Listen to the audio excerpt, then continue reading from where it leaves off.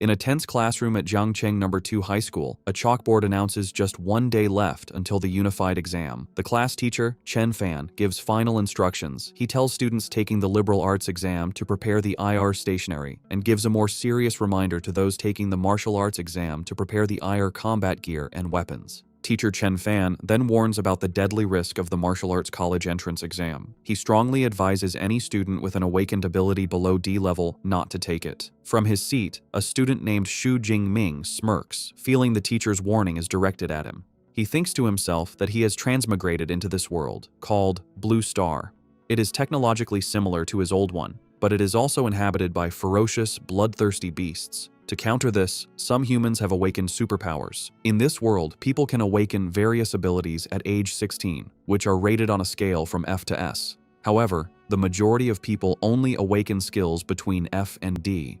As he considers his own power, a small flash of lightning appears. He reveals that his ability is an E-grade weak electricity, and he notes with disappointment that its power is only comparable to a simple stun baton. As Xu Jingming reflects, a blonde-haired classmate, Huang Tian, taps on his desk. He mockingly asks if Xu Jingming still plans to take the martial arts exam, calling him E-grade trash, who would only shame the school. Huang Tian suggests Xu Jingming should just choose liberal arts and offers him a future as a small clerk in his company. Before Xu Jingming can answer, a female classmate, Lin Qingli, stands up and tells Huang Tian to mind his own business. Annoyed, Huang Tian scoffs at her and promises to show her who is best during the exam. As he walks away, he glances back and adds a cruel remark, predicting Xu Jingming will die on the exam grounds. After Huang Tian leaves, Lin Qingli turns to Xu Jingming with concern. She advises him to ignore Huang Tian's words and suggests that switching to liberal arts might not be a bad option. Xu Jingming listens to her silently, his expression unreadable. Lost in thought, Xu Jingming looks at his Great Xia Unified Exam Registration Form. The form lists his E-level elemental ability. In the Great Xia Kingdom, education is split into liberal arts and martial arts. Those with low-level abilities can choose liberal arts for an ordinary life. The martial arts path is far more dangerous. Students must enter a designated area and fight fierce beasts to the death to pass. Only by surviving can one hope to enter an ability user university. There, with years of training, even an unranked person can become a truly powerful ability user. Xu Jingming understands why his teacher and Lin Qingli are worried. He knows they fear what might happen if he takes the exam. However, he also recognizes that he cannot escape the constant threat of the beasts. This thought triggers a painful memory of a beast tide from his past, where he knelt as a child crying over the lifeless bodies of his parents. The memory strengthens his resolve. He doesn't want to be powerless again. With determination, he holds up his registration form and firmly declares that he will still choose the martial arts exam. As the sun sets, Xu Jingming is in a training hall, practicing relentlessly with a long spear. He channels his electrical ability into the weapon, causing blue lightning to crackle along its length. With a cry, he executes a powerful swing. The intense training quickly leaves him drained. He lets out a large yawn, complaining about how tired he is, and then collapses onto the floor, his spear falling beside him. Lying on the ground, Xu Jingming thinks about his training. He has been practicing with the spear for 2.5 years. Despite his efforts, his proficiency is still at a beginner level. He bought a spear technique called Lightning Gale Break for 300,000, which he believes makes him a little stronger than other ordinary E-class awakened ones. As he lies there, a grim thought crosses his mind. He knows the death rate for students below D class in the exam is increasing every year. This thought strengthens his resolve. To get into an awakened university, he must be prepared to fight with everything he has. He pushes himself up and approaches a machine, clenching his fist. As his hand nears the machine's panel, a blue holographic interface suddenly materializes, displaying "System Activating."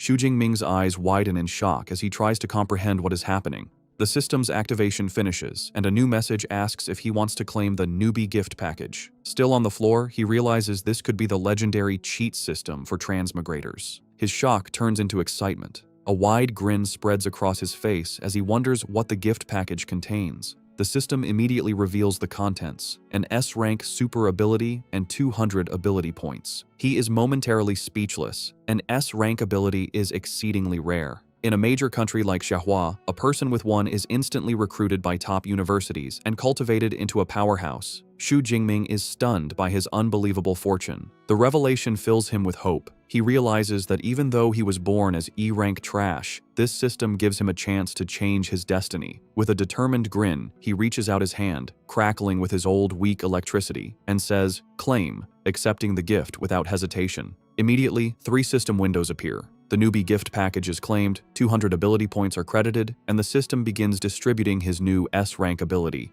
Purple Cloud, Thunder, God's Lightning. The power surges directly into his heart. The process is incredibly painful. An immense power erupts from within him as violent purple lightning surges through his body, tearing his shirt. A progress bar appears, slowly climbing as the energy explodes outwards, shattering the interior of the room. The blast is so powerful it blows out the apartment window. The commotion is noticed on the street below. A woman points up at the strange energy, and her child asks what is happening. A young man frantically makes a phone call, urging someone to call the fire department for the Xu family's child. Inside, Xu Jingming writhes in agony as the integration continues past 50%. On the streets, people look up as the sky turns dark and ominous. Above the apartment, a colossal dragon formed of crackling blue lightning materializes. The event attracts powerful individuals. A man in a high-rise wonders if a powerful beast is invading. Elsewhere, a military commander orders Jiang Cheng's 3rd Legion to high alert. Back at the apartment, the lightning dragon swirls in the sky before diving back down, funneling its immense energy into Xu Jingming's body. Xu Jingming lets out a final scream as the system's progress bar jumps to 100%. The light and pain fade, replaced by a simple message: ability transformation complete. The overwhelming energy subsides, leaving Xu Jingming in his devastated training room. He slowly clenches his fist, feeling the immense power he now commands. Potent blue and purple electricity crackles around his hand. A confident grin spreads across his face. He recognizes this S-rank ability is on a completely different level. He thinks his old ability was like an electric baton, but this new power feels strong enough to shatter a person with one strike. His excitement is lessened as he sees the destruction. The windows are shattered and the walls are cracked. He thinks the commotion was a bit too large and feels relieved he managed to control some of the energy. He then remembers the other part of his reward, 200 ability points. He wonders aloud what they are for as he touches the system interface. The system explains that ability points are obtained by killing fierce beasts and can be used to increase his levels and skills. A mischievous grin returns to his face. He expresses his delight at the simple cheat system and tells it to open the system panel. A detailed status screen appears, displaying his new profile, his name, his level as an unranked awakened, his new S-rank ability, Purple Heaven Divine Thunder, and his 200 available ability points. With the unified exam just one day away, Xu Jingming's eyes glow. He knows he must use these 200 points wisely to maximize his combat power. Lightning crackles around his hand as he tells the system to allocate the points for him. Xu Jingming decides to use his points logically, reasoning that all abilities come from the human body and spirit. He chooses to strengthen these 2 attributes first. As the system processes the points, his stats for physique and spirit quickly increase. A surge of dark purple energy erupts and swirls around him. He looks slightly dazed, marveling at the feeling of his vital energy and thoughts being enhanced. Clenching his fist, he feels the new power inside him. He throws a test punch, and a vortex of blue and purple lightning explodes from his fist, a display of power far beyond what he could do before. He looks at his hand, surrounded by crackling energy, and understands that by raising his basic attributes, his control over his combat skills and powers will also be stronger. The system panel confirms the upgrade, showing his physique is now 141 and his spirit is 160. It explains that each ability point was equal to 0.2 units of vital energy, or spirit energy. A confident grin spreads across his face. He believes that with his current strength, getting into an Awakener university will be easy, but he wonders how he now compares to the other 700,000 candidates in the province, especially the geniuses trained since childhood. Deciding to find out, he kicks his spear up from the rubble on the floor. As he catches it and slings it over his shoulder, he resolves to go to the martial arts hall to test his new power levels. As he prepares to leave, his apartment door is suddenly kicked open. A team of 3 firefighters bursts in, ready to fight a fire, leaving Xu Jingming stunned. The lead firefighter, looking confused by the lack of a fire, explains they received a call about a fire at this location. Standing in the wrecked room, Xu Jingming calmly explains that the commotion was caused by his ability training, and that everything is now fine. The lead firefighter accepts the explanation, knowing that incidents with awakened individuals are common. He radios his team to fall back. As he leaves, he looks back at Xu Jingming with admiration, thinking how formidable the younger generation is to cause such a commotion just by practicing. Shortly after, the fire truck drives away. As Xu Jingming, now in his school uniform and carrying his spear, walks down the street, a neighbor he calls Uncle Yang asks if he is okay after the fire. Xu Jingming reassures him everything is under control. Noticing the spear, the neighbor praises him for being so diligent, practicing even with the exam the next day. The story then explains that martial arts halls are important in this world. To advance, an awakened person must train their physique and spirit. The halls provide training grounds, which are essential since not every family can afford a private training room. The two most famous martial arts hall chains are Thunder and Brutal Bear. Xu Jingming arrives at the Thunder Martial Arts Hall. The narration explains that the Brutal Bear Hall is expensive, mainly for students from rich families. The Thunder Hall, however, is free for all high school students, making it very popular. Inside the busy hall, Xu Jingming sees a familiar face in a group of students. The girl, with long black hair and red eyes, is Tang Qi, his cousin. He approaches her and asks why she is at the Thunder Hall. Surprised to see him, Tang Qi replies that she just came with a friend. Xu Jingming politely excuses himself, telling Tang Qi and her friends to continue their visit while he heads to the training room. As he walks away, Tang Qi watches him, thinking he seems a bit different. Her cheerful friend, Xiaoya, is immediately taken by Xu Jingming's appearance, calling him handsome and asking Tang Qi who he is. Tang Xi explains he is her cousin, Xu Jingming, also a third-year student taking the martial arts exam tomorrow. Xiaoya swoons, saying he would make a great boyfriend. A male friend teases her for falling in love, and she enthusiastically agrees. Hearing this, Tang Qi decides to bring her friend back to reality. She reveals that Xu Jingming's awakened ability is only E rank. The news shatters Xiaoya's fantasy, and she cries out what a pity it is. The male friend smirks, commenting that it's commendable for someone with an E-rank ability to take the martial arts exam. Tang Qi, however, looks worried, saying courage is meaningless when the risk is so high. Changing the subject, Tang Qi reminds the group they are there to visit the hall. Xiaoya agrees, mentioning she's spent all of high school at the expensive Brutal Bear Hall and suggests relaxing before the big exam is a good idea. Meanwhile, Xu Jingming finds an empty training room. He stands before a large, round target with his spear. As he grips it, he notices it feels much lighter.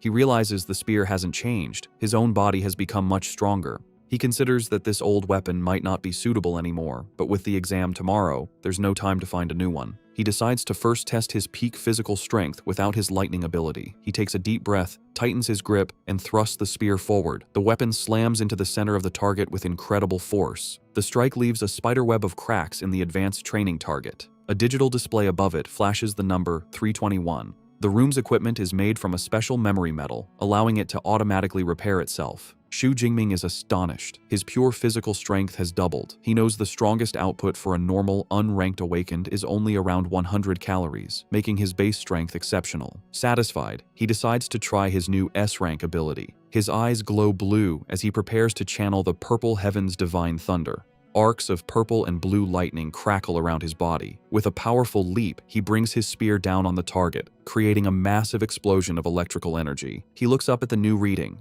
an incredible 3,021 calories.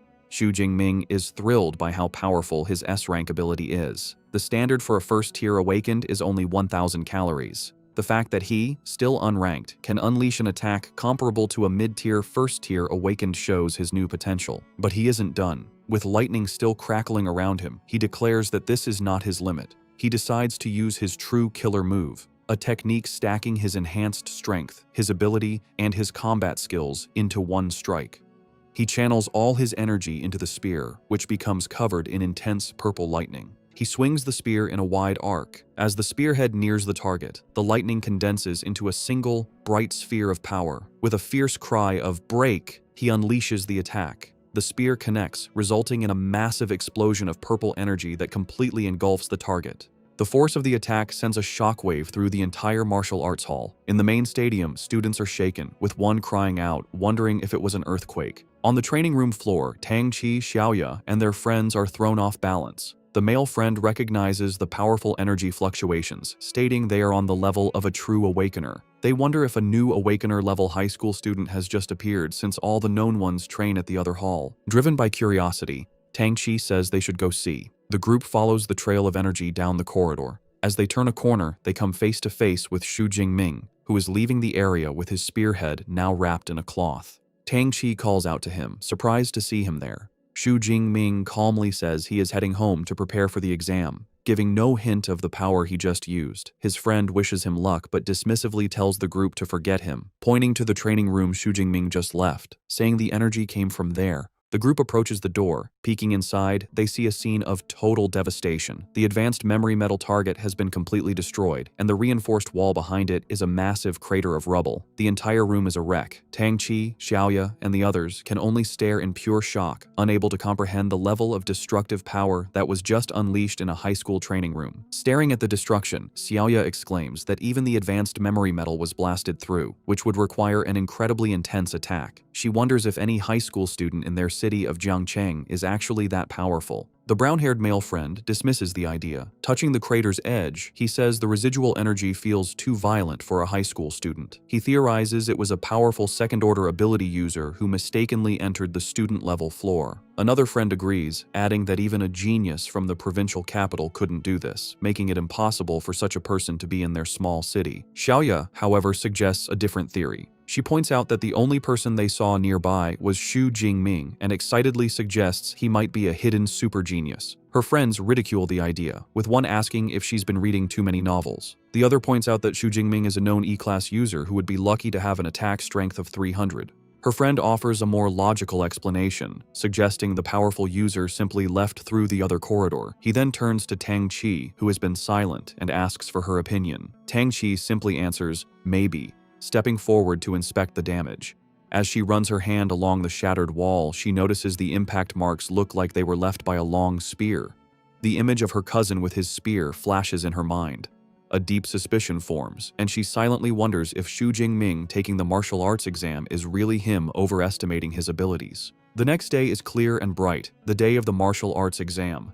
Dozens of buses arrive at a massive, fortified venue, dropping off students armed with various weapons. Among them is Xu Jingming, walking with a calm and confident stride, his spear on his shoulder. The students gather by a tall fence, looking into the exam grounds with a mix of awe and terror. One student complains nervously, recalling that past exams had much weaker beasts. The consensus is that this year's exam will be incredibly difficult. As the students share their fears, an arrogant voice cuts through the crowd. A long-haired young man with a large sword scoffs at their cowardice. He declares that anyone who can't deal with a unicorn rhinoceros is useless, leaving the other students speechless. Nearby, Xu Jingming's best friend, Liu Ji, asks who the arrogant guy is. Xu Jingming identifies him as Zhou Mingyang. Liu Ji explains that Zhou Mingyang is a well-known genius with a B-class ability who has already advanced to become a first-order ability user, a rare feat for a high school student. Xu Jingming looks at the prodigy with a confident smile and a competitive glint in his eye, silently wondering who is stronger. Suddenly, a loud voice calls for the candidate's attention. A stern-looking man with a scar, dressed in a military-style uniform, introduces himself as Wang Haiyang, the chief commander of the exam. He says that before the exam begins, he will review the important precautions. Standing on a military vehicle, Commander Wang Haiyang announces the exam will last 12 hours, from 9 a.m. to 9 p.m. He gestures to the vast, ruined town that serves as the exam venue. He explains that it is divided into 4 zones: outer, central, inner, and core. Students earn points by killing beasts, with the score increasing based on the beast's rank and strength. The commander's expression turns grave as he gives his final warning. He says the core area is like a bonus question, meant only for the top students. He urges everyone to act according to their abilities and not foolishly risk their lives for a higher score. Listening to the commander, Xu Jingming reflects on his own abilities. Before his power-up, he would have been limited to the outer area, but now, filled with power and ambition, he is determined to charge deep into the inner circle, and perhaps even challenge the core area. An announcement is made for students to get their exam supplies. Xu Jingming and his friend approach their teacher, Chen Fan, who is handing out tactical backpacks. Xu Jingming receives his pack, which contains a smartwatch for tracking points, a backpack with energy bars, a drink, and a medical kit, and a safety ball that can create a high-voltage grid to ward off beasts. As teacher Chen Fan hands Xu Jingming his supplies, he offers one last piece of advice. He reminds Xu Jingming that his life is more important than anything, even if using the safety ball ends the exam early. Xu Jingming respectfully thanks his teacher. Just then, a familiar voice calls his name. He turns to see his classmate, Lin Qingli, running towards him. she kindly offers him a spot on her team. With her is their class president, Liu Qin, a C-class user who says he will protect Xu Jingming in the exam hall. However, another student objects, arguing that the exam is a serious competition. He complains that taking on an E-rank student like Xu Jingming will hurt their chances of getting a high score. Another teammate angrily agrees, accusing Liu Qin of changing their plan. The two objectors make it clear they don't want to be saddled with a burden. The insults infuriate Xu Jingming's friend, Liu Ji, but Xu Jingming calmly holds him back. With a polite smile, Xu Jingming declines the offer. He tells Liu Qin and Lin Qingli that he appreciates their kindness, but plans to go in alone. A concerned Lin Qingli reluctantly accepts his decision, urging him to be careful. The student who had complained smirks and suggests they go find the powerful Huang Tian to team up with instead, letting out a mocking laugh as they walk away. Xu Jingming watches them go with a confident smirk of his own, thinking that he is more than capable of getting a high score by himself. An announcement rings out, declaring the official start of the exam. A fleet of drones swarms into the sky, ready to live broadcast the event. The massive gates open, and a flood of students charges into the ruined city, shouting their goals. Among the crowd are Tang Qi and her friends, a determined-looking girl with a large sword, and the top contender, Zhou Mingyang, who uses his wind ability to leap ahead of the pack. In contrast, Xu Jingming remains calm. He takes a single step, then breaks into a steady run, his spear in hand, thinking that the exam has finally arrived and he is ready. As he runs, he taps his smartwatch. A holographic screen confirms his identity and displays the real-time rankings. The top 3 spots are already filled, with Zhou Mingyang in first place with 7 points, followed by 2 other students. Xu Jingming looks at the leaderboard with a confident smirk. He notes that Zhou Mingyang has already started killing beasts, but the early lead only fuels his own competitive spirit. While others fight in the outer sections, Xu Jingming decides on a bolder strategy. He resolves to waste no time and head straight for the high-risk, high-reward core area. As he moves deeper into the ruined city, he suddenly stops. Ahead, he discovers a gruesome scene: the lifeless body of another student in a pool of blood. Beside the body is an unused green safety ball, showing how fast the attack must have been. Xu Jingming is disturbed by the sight. He realizes the student didn't even have a chance to activate his last defense. The grim reality of the exam hits him, and he understands the weight behind his teachers and the commander's warnings. He thinks that if he hadn't received his S-class ability yesterday, he could have easily ended up in the same state. Steeling his resolve, he accepts the brutal nature of the exam. He kneels beside the fallen student and uses the boy's smartwatch to call for the body to be retrieved. He reflects that opportunities always come with risks. Suddenly, he hears a noise nearby. From the shadows of a ruined building, a large clawed paw silently appears. A moment later, a ferocious shadow cat with glowing purple eyes emerges. Xu Jingming instantly realizes the horrifying truth. The beasts had left the dead student as bait. It's a trap, and the beast lunges towards him. Despite the shadow cat's terrifying lunge, Xu Jingming remains perfectly calm. The beast growls menacingly as it pounces with incredible speed, its shadowy claws extended. But Xu Jingming is even faster. With a fluid, casual movement, he sidesteps the attack, letting the beast fly past him. The shadow cat lands gracefully, its glowing purple eyes locked on its prey. Its reputation is well earned. With an agile body, sharp claws, and a bite force of over 1,000 kilograms, it is a deserved newbie killer. It lets out a ferocious roar, trying to intimidate Xu Jingming. As he faces the beast, Xu Jingming thinks about what makes these creatures so dangerous. He knows fierce beasts have a special, terrifying aura that can paralyze their prey with fear. He's heard that most awakened people, when facing a fierce beast for the first time, become helpless under this pressure, unable to use even 30% of their strength as they wait to be killed. He thinks about how wealthy families hire bodyguards to take their children into the wilderness, to get them used to this aura from a young age, a privilege he never had. Knowing this is his first true battle against a fierce beast, he readies his spear as the shadow cat lunges at him again. The beast closes the distance instantly, its mouth wide open, but Xu Jingming stands his ground, completely unaffected. Arcs of purple lightning crackle along his spear as he channels his power. In a single, swift motion, he thrusts the spear forward, the lightning-infused tip piercing through the shadow cat's head and killing it instantly. He looks down at the dead creature with a thoughtful expression. He realizes the beast's intimidating aura had no effect on him. A moment later, a blue holographic window appears from his smartwatch, confirming the kill. Killed one unranked fierce beast, a shadow cat. Ability points +3.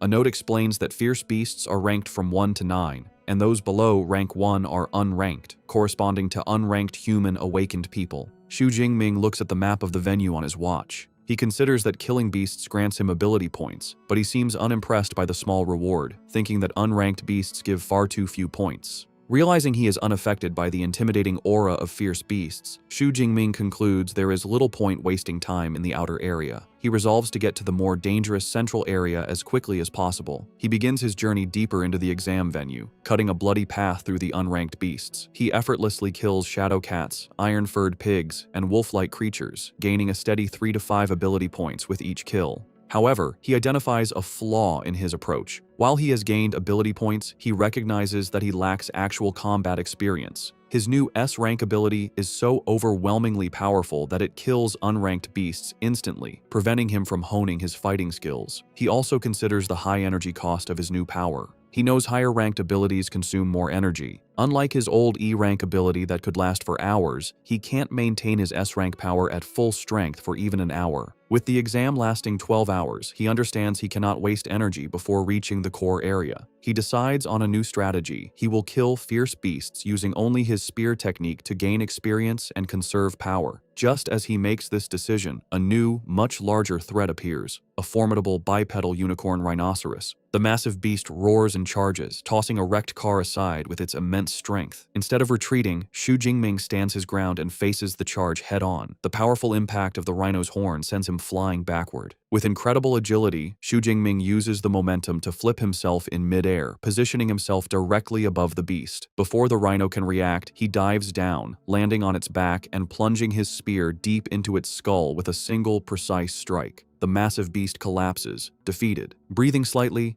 Xu Jingming is surprised by how much faster his killing speed has become, noting that even a powerful beast like the rhinoceros wasn't much of a challenge. A thought strikes him, and he wonders if his spear technique broke through to a higher level without him realizing it. He summons his system panel, which confirms his suspicion. His spear technique has leveled up to the intermediate stage, and his ability points have risen to 256. He concludes that relying on his spear technique is the most effective way to boost his strength. Feeling how fluid the intermediate technique is, he wonders what would happen if he improved it further. Using his accumulated points, he decides to upgrade his spear skill again. The effect is instant. A massive influx of advanced spear techniques and complex movements floods his mind, integrating into his muscle memory. He clutches his head, amazed by the sheer volume of skill he just acquired. With a wealth of new techniques, Xu Jingming feels a surge of confidence. Gripping his spear, he stands tall amidst the ruins with a predatory smile. He declares that he can't wait to find a first-rank, fierce beast to test his new skills on.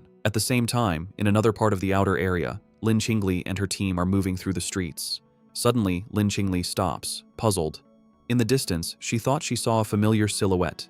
She voices her thought, saying she thinks she just saw Xu Jingming. One of her teammates dismisses the idea, asking if she's seeing things. He argues it couldn't be Xu Jingming, as it would be suicide for someone with his E-rank strength to be this deep into the exam zone. Lin Qingli is filled with doubt, but can't shake the feeling that she saw her classmate.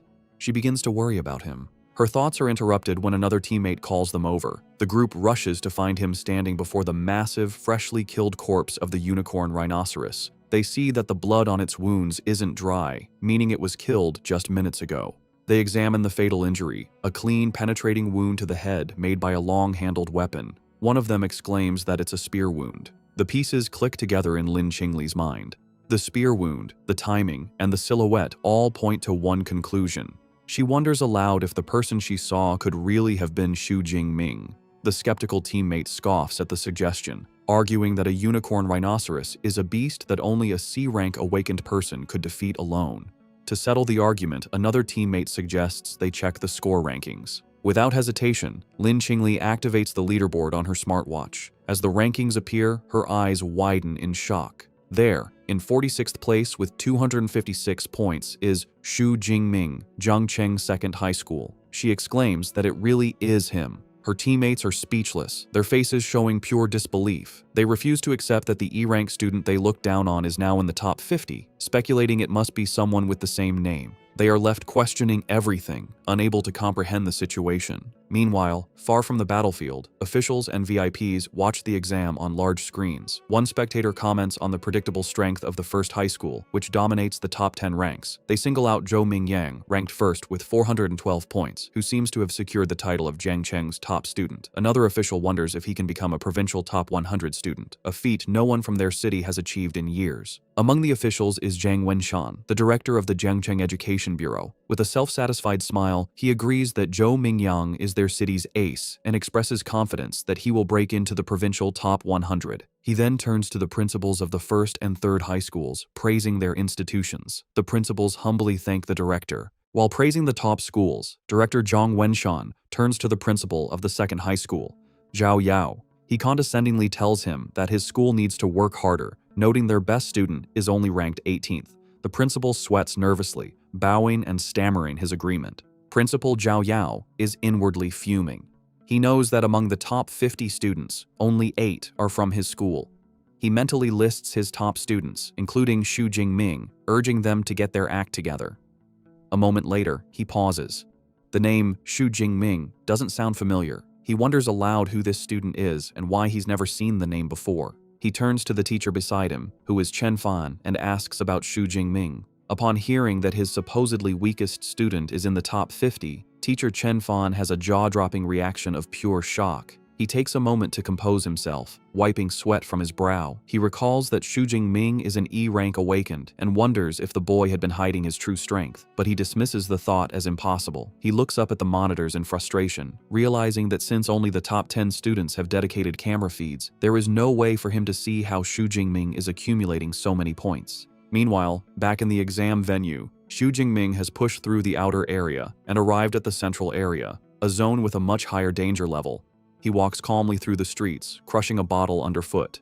Taking a moment to eat an energy bar, he observes that the number of fierce beasts has decreased. He knows this is because ranked beasts have developed intelligence and a sense of territory, making them more difficult opponents. Suddenly, his sharp senses pick something up. His eyes narrow as he announces that his target has arrived. An instant later, a powerful striped beast bursts through a pile of wrecked cars. The creature is a first-rank fierce beast, an arm-blade tiger named for the sharp, blade-like bones on its forelimbs. Xu Jingming stands his ground, unfazed. He remarks on his good luck, pleased to have encountered a first-rank beast so soon. With a confident and eager expression, he readies his spear, declaring that this powerful opponent is the perfect test for his newly upgraded spear technique. The arm-blade tiger lets out a ferocious roar and lunges, its powerful claws ready to attack.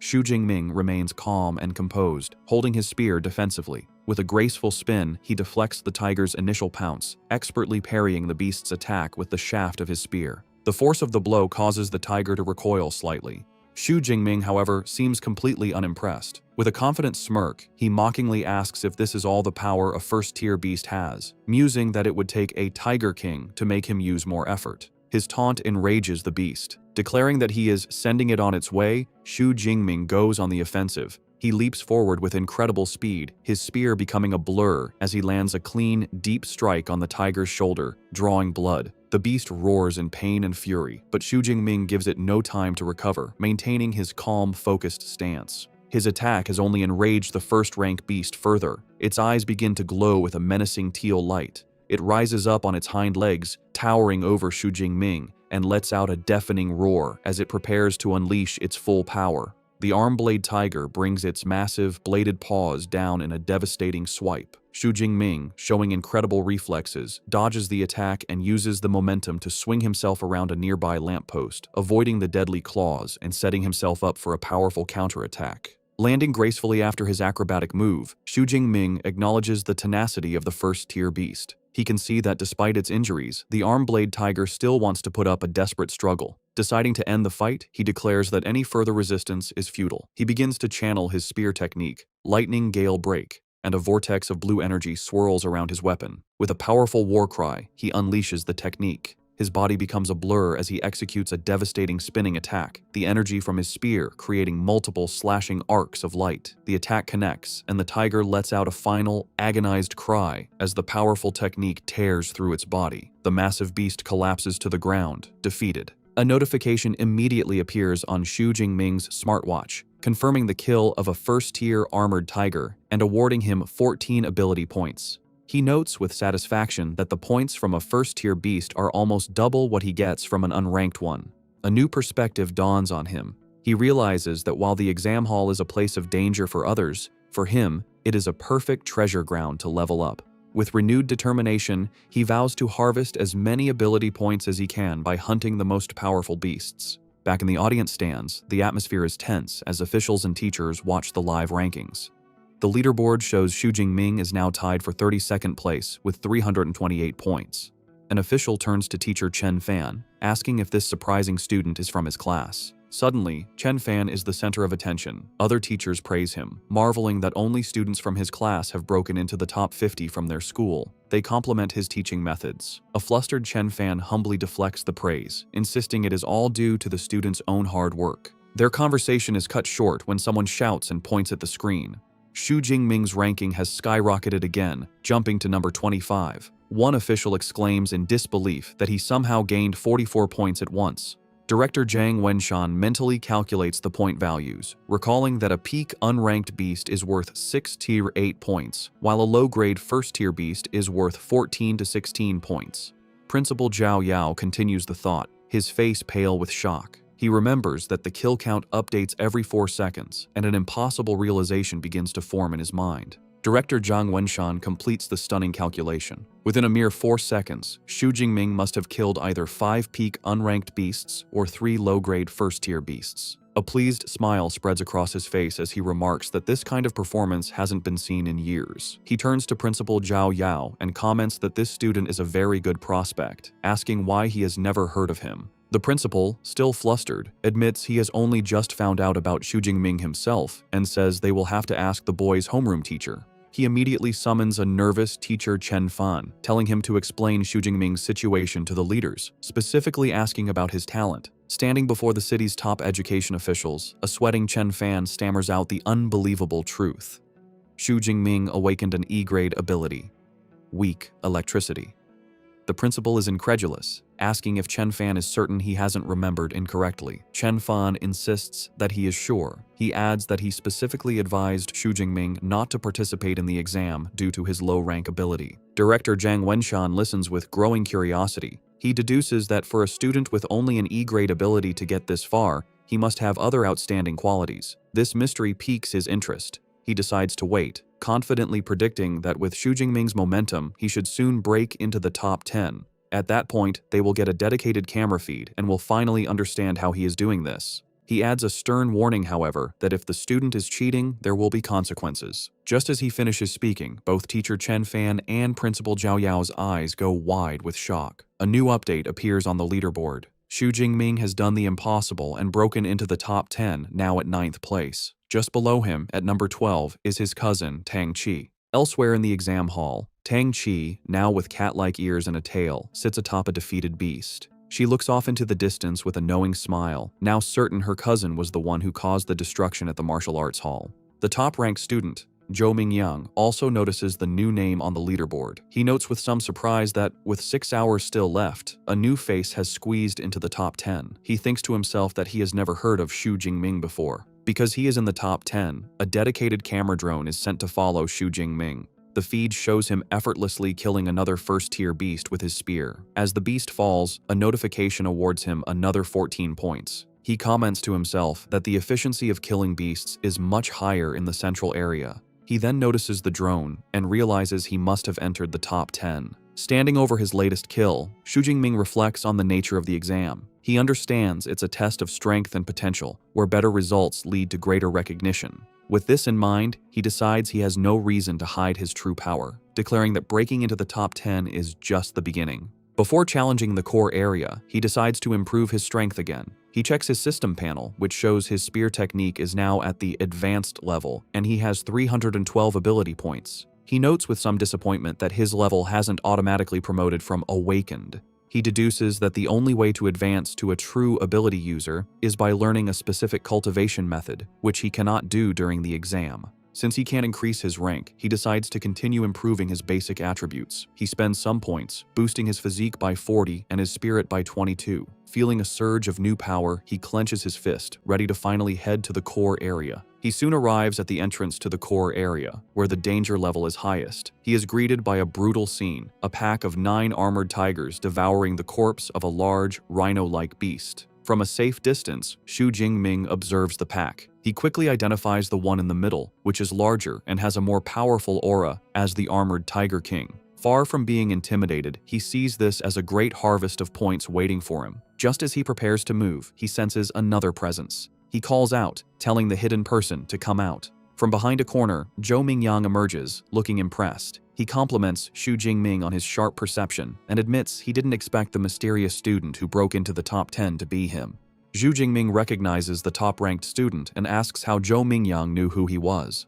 Zhou Mingyang explains that he is familiar with every strong candidate who could enter the core area. Since Xu Jingming was an unknown who rose through the ranks, he naturally deduced his identity. Zhou Mingyang then reveals he has been watching the tiger pack and prepares to draw his sword. Xu Jingming immediately becomes wary, asking if he intends to steal his monster. Zhou Mingyang clarifies that he has no intention of stealing the kill. He explains that the armored Tiger King is a powerful mid-grade first-tier beast, and with its pack of 9 other tigers, it's an opponent no single person can handle alone. He proposes they cooperate to take down the pack. However, Xu Jingming flatly rejects the offer with 2 simple words: no need. With a look of absolute confidence, he declares that he is more than enough by himself. Dismissing Zhou Mingyang's offer, Xu Jingming confidently steps out into the open to confront the pack of armored tigers. His sudden appearance immediately draws their attention. They let out warning growls, and the Tiger King, perched on its kill, roars to assert its dominance. Xu Jingming's eyes narrow as he observes his opponents. He notes that, as expected of a group led by a Beast King, the tigers have enough intelligence for a simple battle formation, with the stronger ones in front. The pack growls menacingly, preparing to attack as one. One of the tigers breaks from the pack and charges, roaring as it lunges at him. From his hiding spot, Zhou Mingyang watches with a mix of disbelief and intrigue. He decides to observe the encounter, curious to see if Xu Jingming is just marching to his death or if he has some special skill to back up his incredible confidence. Facing the charging beast, Xu Jingming remains perfectly still, a calm aura around him as he prepares his spear. In a blur of motion, he begins to spin the weapon with blinding speed, the shaft becoming a near-invisible circle as he gathers energy for his attack. He unleashes a devastatingly wide spinning sweep, sending a massive arc of force tearing through the air towards the attacking beasts. The attack connects with overwhelming power. In a single, brutal motion, his spinning spear cuts through several of the tigers at once, sending a spray of blood across the street. System notifications instantly pop up, confirming his kills and awarding ability points. The lifeless bodies of the tigers collapse onto the blood-soaked pavement, the initial wave of the pack annihilated by his single, powerful strike. The armored Tiger King is enraged by the slaughter of its pack. Xu Jingming, however, looks at the carnage with a hint of dissatisfaction. He remarks that it's a pity his physical strength is still lacking, as he was unable to kill all the tigers in one blow. The remaining tigers, led by their enraged king, surround him, ready to avenge their fallen pack members. The Tiger King unleashes a deafening roar, a powerful sonic attack meant to disorient its opponent. The force of the roar is so immense that it shatters the windows of nearby buildings, creating a rain of glass. Even Zhou Mingyang, watching from a safe distance, is affected by the sonic blast, clutching his head in pain. Xu Jingming, however, stands firm amidst the shattering glass, completely unfazed. He recognizes the Tiger King's attempt to intimidate him. With a defiant look, he declares that while the beast might scare others, it can't scare him. As the remaining tigers lunge at him from all sides, Xu Jingming meets their charge with fluid grace and deadly precision. He parries one tiger's attack, then uses the beast's own body as a springboard to launch himself into the air, avoiding the snapping jaws of another. The Tiger King, seeing an opening, charges forward, but Xu Jingming is ready. Still airborne, he positions himself for a decisive strike. With a powerful overhead swing, he brings his spear down directly onto the Tiger King's head, the immense force cleaving through the beast's skull and killing it instantly. He lands gracefully as a system notification confirms the kill of an upper-rank first-order arm-blade tiger, awarding him a massive 20 ability points. Watching from his hiding spot, Zhou Mingyang is utterly dumbfounded. Sweating and wide-eyed, he can't believe what he just witnessed. He mutters to himself that there's no way one person could have taken care of the entire pack, wondering what kind of monster Xu Jingming truly is. Xu Jingming, on the other hand, is ecstatic. He marvels at the huge harvest of ability points he earned from the Tiger Pack. He excitedly wonders how many points he can accumulate before the 12-hour exam is over.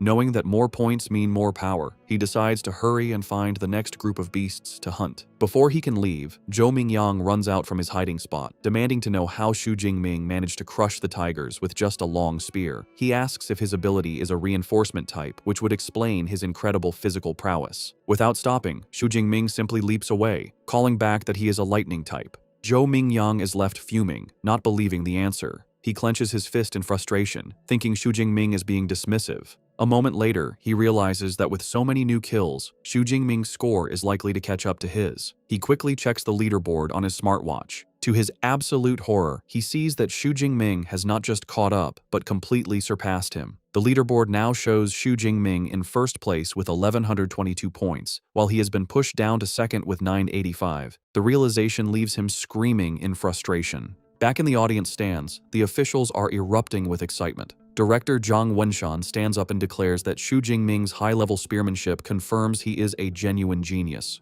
He claps a beaming Principal Zhao Yao on the shoulder, announcing that with Xu Jingming representing them, Zhang Cheng can definitely get into the provincial top 100. He promises a commendation for the second high school after the exam, much to the principal's tearful delight. Principal Zhao Yao is overcome with emotion, thinking what a huge surprise Xu Jingming has been, finally giving his school its day to shine. 3 hours later, in the core zone, Zhou Mingyang walks through the streets, looking utterly confused. He wonders aloud where all the fierce beasts have gone. A voice from behind him suggests that he'll have to ask the #1 ranked student. He turns to see his cousin Tang Qi, along with other top-ranked students Wu Hao and Meng Di. Tang Qi points to the empty streets, explaining that Xu Jingming has already killed all the beasts. She says that because they couldn't find any beasts to fight, they had to team up.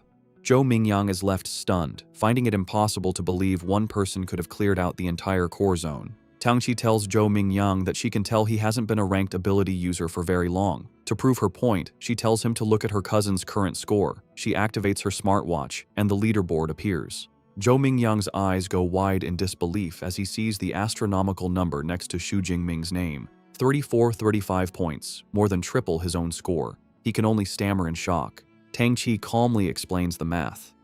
Subtracting the roughly 700 points Xu Jingming got in the central zone, he still earned over 2,500 points, meaning he must have single-handedly killed almost 200 fierce beasts in the core zone alone. A bead of sweat rolls down Zhou Mingyang's face as he realizes the truth. It wasn't that Xu Jingming was afraid of someone stealing his kills. He had planned to monopolize the entire core zone from the beginning. Wu Hao explains their current situation. With only a few hours left, the remaining top students have formed a team. Their plan is to brave the innermost core zone, a place they know is filled with upper-rank beasts and even a second-order beast king. He acknowledges that going in alone would be a death wish. Meng Di then formally invites Zhou Mingyang to join their team. With no other option, he agrees, shouting, "Count me in." The scene shifts to a quiet, moonlit rooftop. Xu Jingming sits alone atop a massive pile of slain beast corpses, his spear planted beside him. His supplies are completely exhausted, and he knows the exam is nearing its end.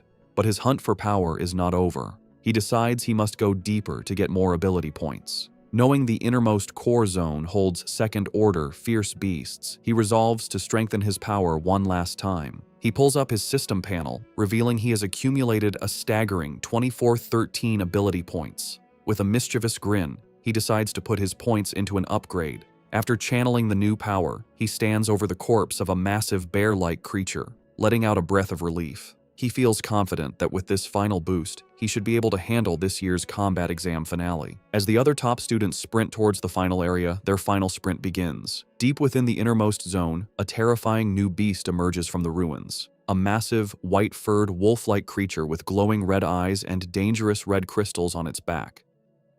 As the final challenge appears, Xu Jingming arrives on the scene, calm and ready.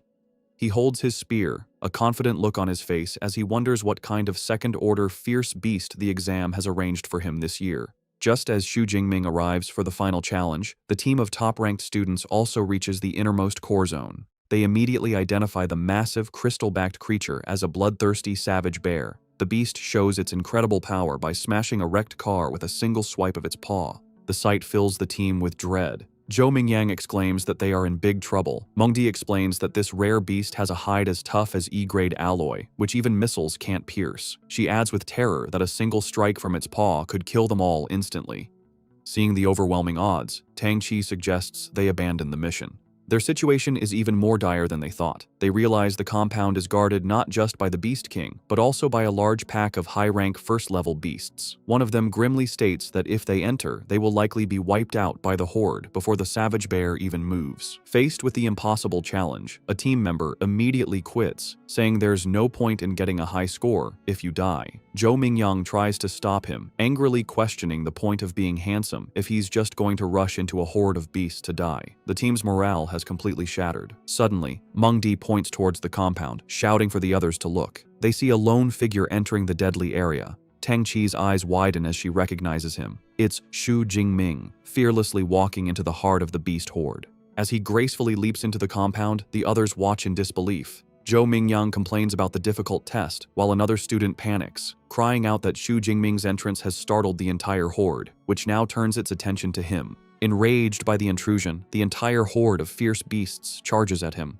Xu Jingming stands his ground in the center of the street, and in an instant, he is completely engulfed by the snarling creatures. Watching from the rooftop, the other students are horrified. Tang Chi worries for her cousin, but Wu Hao remarks that he was too reckless. Tang Chi declares she has to go help him. Meng Di grabs her arm, trying to stop her, and Wu Hao calls her crazy, saying it's a pointless death. Tang Chi desperately insists that Jingming is her cousin, and she can't just watch him die. Before she can act, a massive explosion of purple and blue lightning erupts from the center of the beast horde. The raw power creates a blinding flash, forcing the students on the roof to shield their eyes. Zhou Mingyang stares, wondering aloud if this is the lightning superpower Xu Jingming mentioned earlier. The lightning dissipates, revealing a scene of utter carnage. The entire horde of first-level beasts has been wiped out, their charred bodies scattered around a lone, unharmed figure. Xu Jingming stands in the devastation, purple lightning crackling around him. He acknowledges that his physical strength alone wasn't enough, so he had to use his superpower. A confident smile plays on his lips as he feels the immense power of his S-grade ability.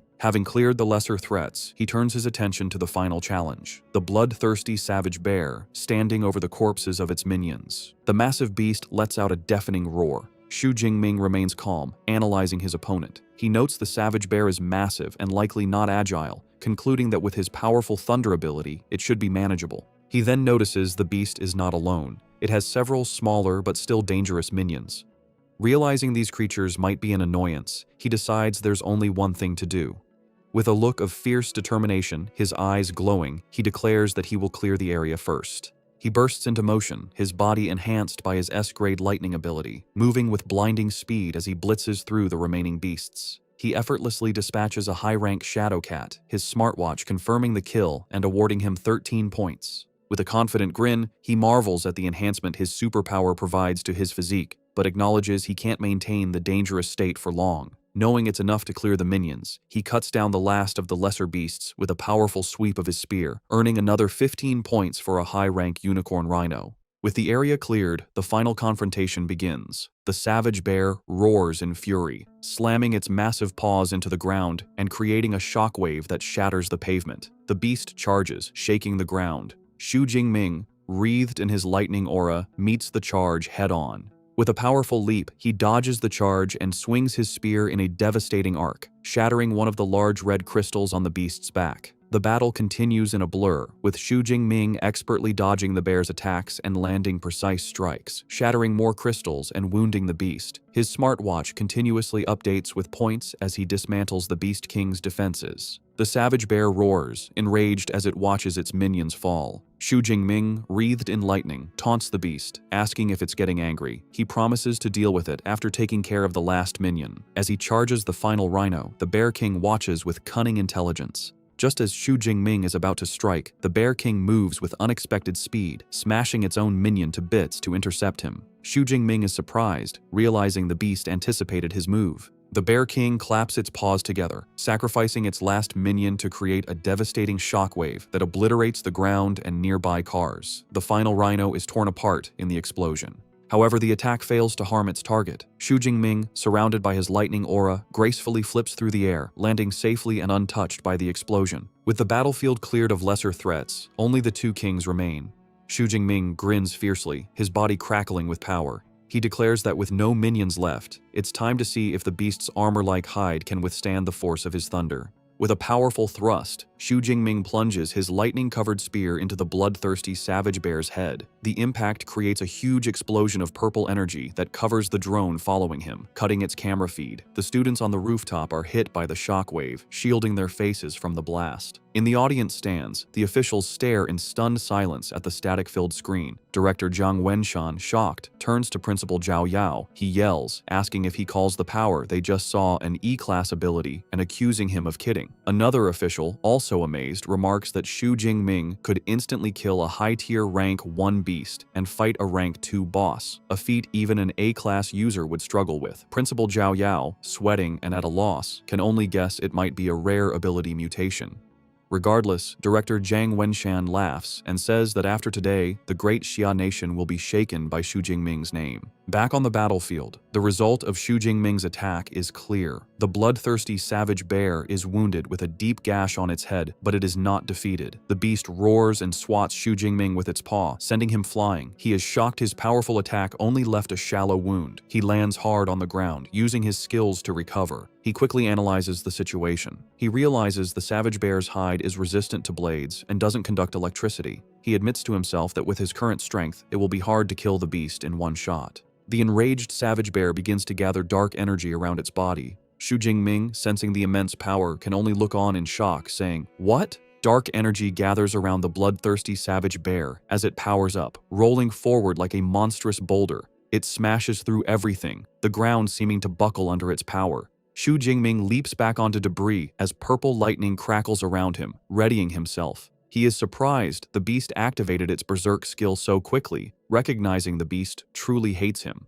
A note explains, berserk is a beast's counter skill, like a human combat technique. The enraged beast, now covered in dark energy, hunches over. It lets out a deafening roar, then charges with greater speed and ferocity. Xu Jingming is impressed, remarking on the astonishing strength of a beast in its berserk state. He knows, however, that the berserk state has a cost. The beast loses its intelligence, acting purely on instinct. He quickly forms a new strategy. He must avoid its attacks and use his superior agility to keep it at a distance. He puts his plan into action, dodging the beast's relentless attacks with incredible speed. He knows he must wait for the perfect chance to temporarily stop it. As the beast lunges, he channels lightning into his spear and thrusts it forward, unleashing a blast of energy that strikes the beast's side. The attack freezes the massive creature for a crucial second, its body shaking from the electric shock. This is the opening he needed. With the beast stunned, Xu Jingming's eyes glow as he prepares his ultimate attack. He raises his hand, gathering a massive amount of purple and blue energy. He calls on the full power of his S-rank ability, shouting, "Nine Heavens Divine Lightning, blast it!"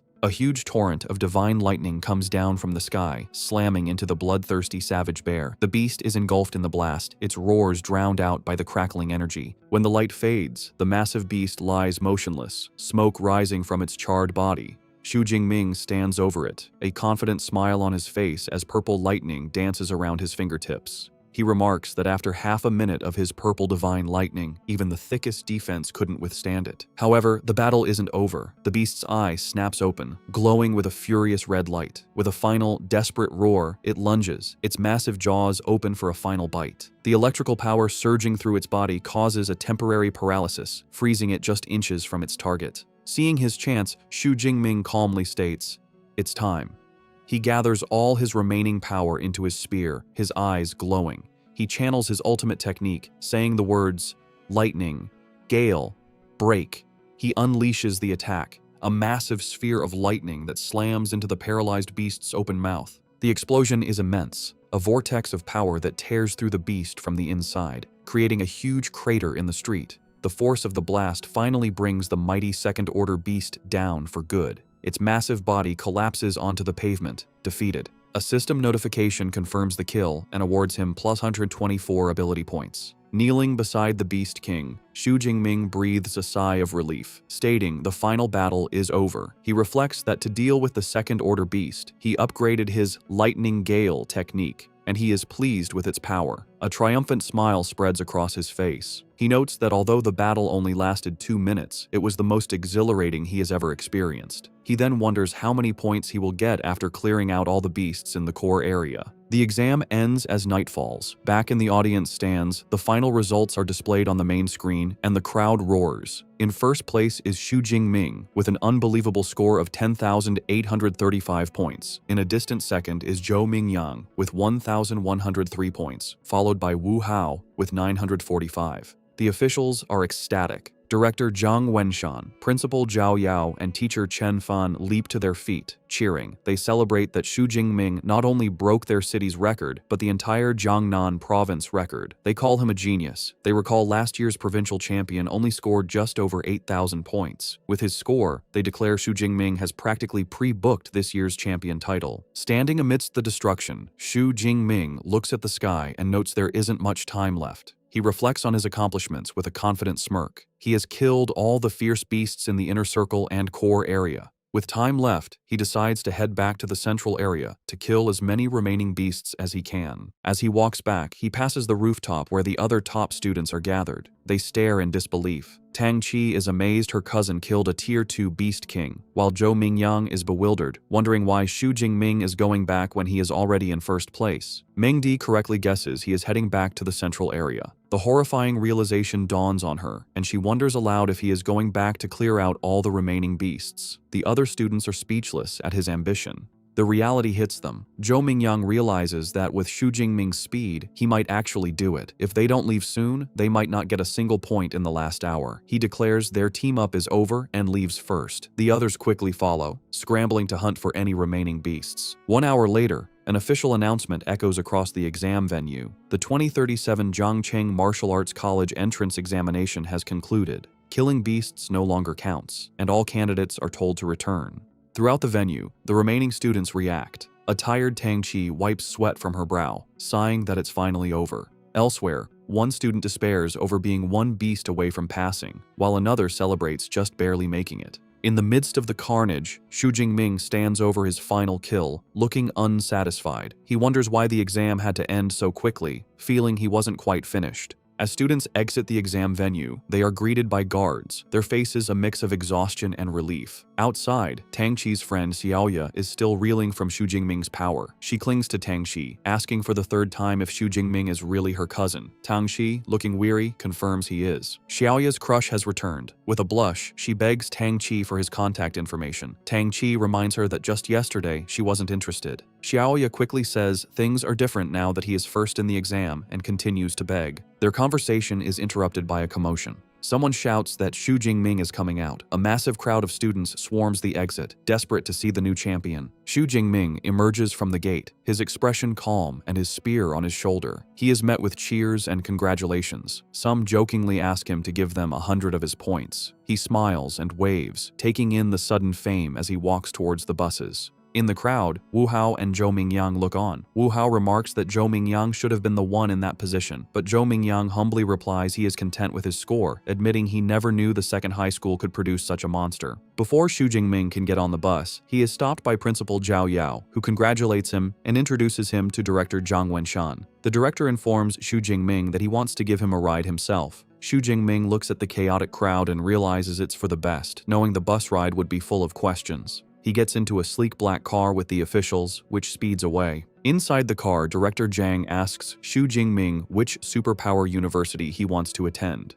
Xu Jingming admits he has been so focused on his strength that he hasn't thought about it. The director assures him that with his results, any university would be within his reach. However, he advises that half of the country's high-level superpower users graduate from the top 3 universities and recommends he consider them. Director Zhang Wenshan details the top 3. First is Qingjing Superpower University, affiliated with the government. Graduates can directly enter the system and serve the country. Next is Modu Superpower University, known for its excellent resources and elite clubs. Finally, there is Jincheng Superpower University, which has a long history and strong faculty. All 3 have top-tier cultivation methods that are not public. Xu Jingming listens intently. He understands awakened individuals need these special methods to become true superpower users. He asks what makes a top-tier cultivation method special. The director explains that with a beginner method, it would take 3 to 4 years to advance. With a top-tier method, it only takes half a year. He reassures Xu Jingming that with his results, he will qualify for special admission from even the top 3 universities. Having dropped off the officials, Xu Jingming arrives back at his apartment late at night. The next day, he is in the shower, feeling refreshed. He checks his system panel and sees he has 2,534 ability points remaining, which he believes is enough for a superpower university. As he dries off, he wonders if there will be beast-killing competitions after he enrolls, deciding he will have to enter the wilderness to continue growing stronger. Meanwhile, his cousin Tang Qi arrives at his apartment with her mother, Xu Qingwan. Tang Qi notices the door is broken and decides it's a perfect chance to sneak in and surprise him. They enter, and Tang Qi cheerfully shouts a surprise greeting. Her timing is terrible. Xu Jingming, wearing only a towel, has just stepped out of the bathroom. He is shocked to see his aunt and cousin. His aunt, equally flustered, asks what he is doing, while Tang Qi is left blushing and speechless. His aunt then sees the ruined apartment and angrily asks how it got into such a mess. A flashback explains that after his parents passed away, his aunt stayed with him, taking good care of him and giving him the warmth of a home. She fulfilled her guardian duties, even occasionally feeding him his favorite meal. After the initial shock, Xu Jingming sits with his aunt and cousin. His aunt, Xu Qingwan, expresses her relief. She admits she was incredibly worried when she learned he was taking the martial arts exam. Now that she sees he is unharmed, she is relieved. She reassures him his score isn't important. Xu Jingming is confused and asks if Tang Qi didn't tell her the results. Tang Qi winks, saying it's better if he tells his mother himself. With a bashful smile, Xu Jingming tells his aunt he did quite well, scoring over 10,000 points. The news is so shocking his aunt spits out her drink. She coughs, asking him to repeat his score. Tang Qi confirms it's true, telling her mother he scored 11,124 points. His aunt is speechless. A moment later, she bursts into tears of joy and pulls him into a tight hug, exclaiming that the Xu family finally has a successor and his parents in heaven must be so proud. Meanwhile, in a high-tech conference room, university recruiters are reviewing the exam results. A woman presents the data on Xu Jingming, noting his age, his supposed E-class ability, and his rank as an unranked awakener. One recruiter insists they must recruit this student if the score is real. Another is skeptical, arguing that based on his rank, he couldn't have achieved such a high score. The debate continues, with some arguing his ability is at least A-class, or even S-class. Another recruiter scoffs, suggesting he must have cheated. Before the argument can escalate, a senior figure tells them to stop. A woman with a commanding presence makes a decision. She instructs the team to list Xu Jingming as an S-class special recruit for now. As for whether the score is genuine, she declares she will personally go to Jiangcheng to investigate. The day after the exam, Xu Jingming gets a notification on his phone that the Jiangnan province martial arts exam rankings are out. He is informed that he placed first in the province with an astonishing score of 11,124 points. A look of surprised delight spreads across his face as he sits down, celebrating his achievement as the top scholar of Jiangnan province. News of his success quickly spreads online, taking over the hot search topics. The public debates how a dark horse from Jiangcheng could become the provincial top scholar, questioning who Xu Jingming is and if an E-class individual could truly achieve such a score. Skeptics reject the possibility, while others demand to see the exam video for proof. In response to the doubts, an awards ceremony is held where Principal Zhao Yao addresses the media. A female reporter directly asks him to explain the authenticity of Xu Jingming's results. Principal Zhao Yao confidently states that the school's website has uploaded Xu Jingming's exam video, confirming the fairness of the exam. As people watch the video, they are amazed, exclaiming that Xu Jingming pierced a Tier 1 rhinoceros skull with a single shot, showing power stronger than a Tier 1 superhuman. They question how this is possible for someone with an E-class lightning ability. Principal Zhao Yao, beaming, assures everyone the video proves the results are real and praises Xu Jingming as the first student from Jiangcheng to achieve top scholar status. Director Zhao Yao then presents a massive check for 1 million yuan to Xu Jingming, congratulating him. He announces this cash reward, along with superpower training methods, is a gift from the City Education Bureau. Additionally, the city government will provide an equivalent bonus and a luxury villa. Reporters eagerly capture the moment. Meanwhile, a commanding woman with 2 bodyguards stands by a car and remarks that while Jiangcheng released the footage, it doesn't guarantee Xu Jingming didn't use performance-enhancing drugs. She states that the most crucial step is to confirm his superpower level. Back at the ceremony, Director Zhao Yao asks teacher Chen Fan why Xu Jingming, the day's protagonist, has not yet arrived. Teacher Chen Fan smiles, explaining that he just spoke with Xu Jingming, who said he is still training at the martial arts gym. The director laughs, finding it extraordinary that the new top scholar is still training after the exam. With Xu Jingming on his way, the scene shifts to a meeting room where Principal Zhao Yao is nervously serving tea to three intimidating figures, whom he addresses as teachers. When one of them casually dismisses the tea, Principal Zhao Yao sweats, thinking about the powerful aura coming from these high-level superhumans, which makes his heart tremble. The three individuals are recruiters from the nation's top superpower universities, and the air is tense as their immense spiritual pressures seem ready to clash. The woman with short, grayish-purple hair, Zhang Zhaoyue, the director of admissions for Modu Superpower University, breaks the silence. She coyly asks her rivals who they are targeting. A woman in a light blue dress, Su Yun from Qingjing Superpower University, tells Zhang Zhaoyue not to play dumb. She confidently declares that as long as his results are genuine, Qingjing University will have him. A man with long black hair, Wu Yuan from Jin City Superpower University, scoffs at her claim, stating that Jin City University will recruit him. As sparks of energy crackle between them, Zhang Zhaoyue thinks to herself that recruiting top scholars always involves clashing with other academies. Just as the tension peaks, the door slides open and Xu Jingming enters with his spear over his shoulder. He calmly greets the three powerful figures as teachers. His sudden arrival surprises the recruiters. Zhang Zhaoyue observes him with interest, noting his spirit is full and he's still carrying his weapon, a sign he hasn't relaxed his training. More importantly, she is impressed that he did not falter under the combined pressure of three high-level superhumans.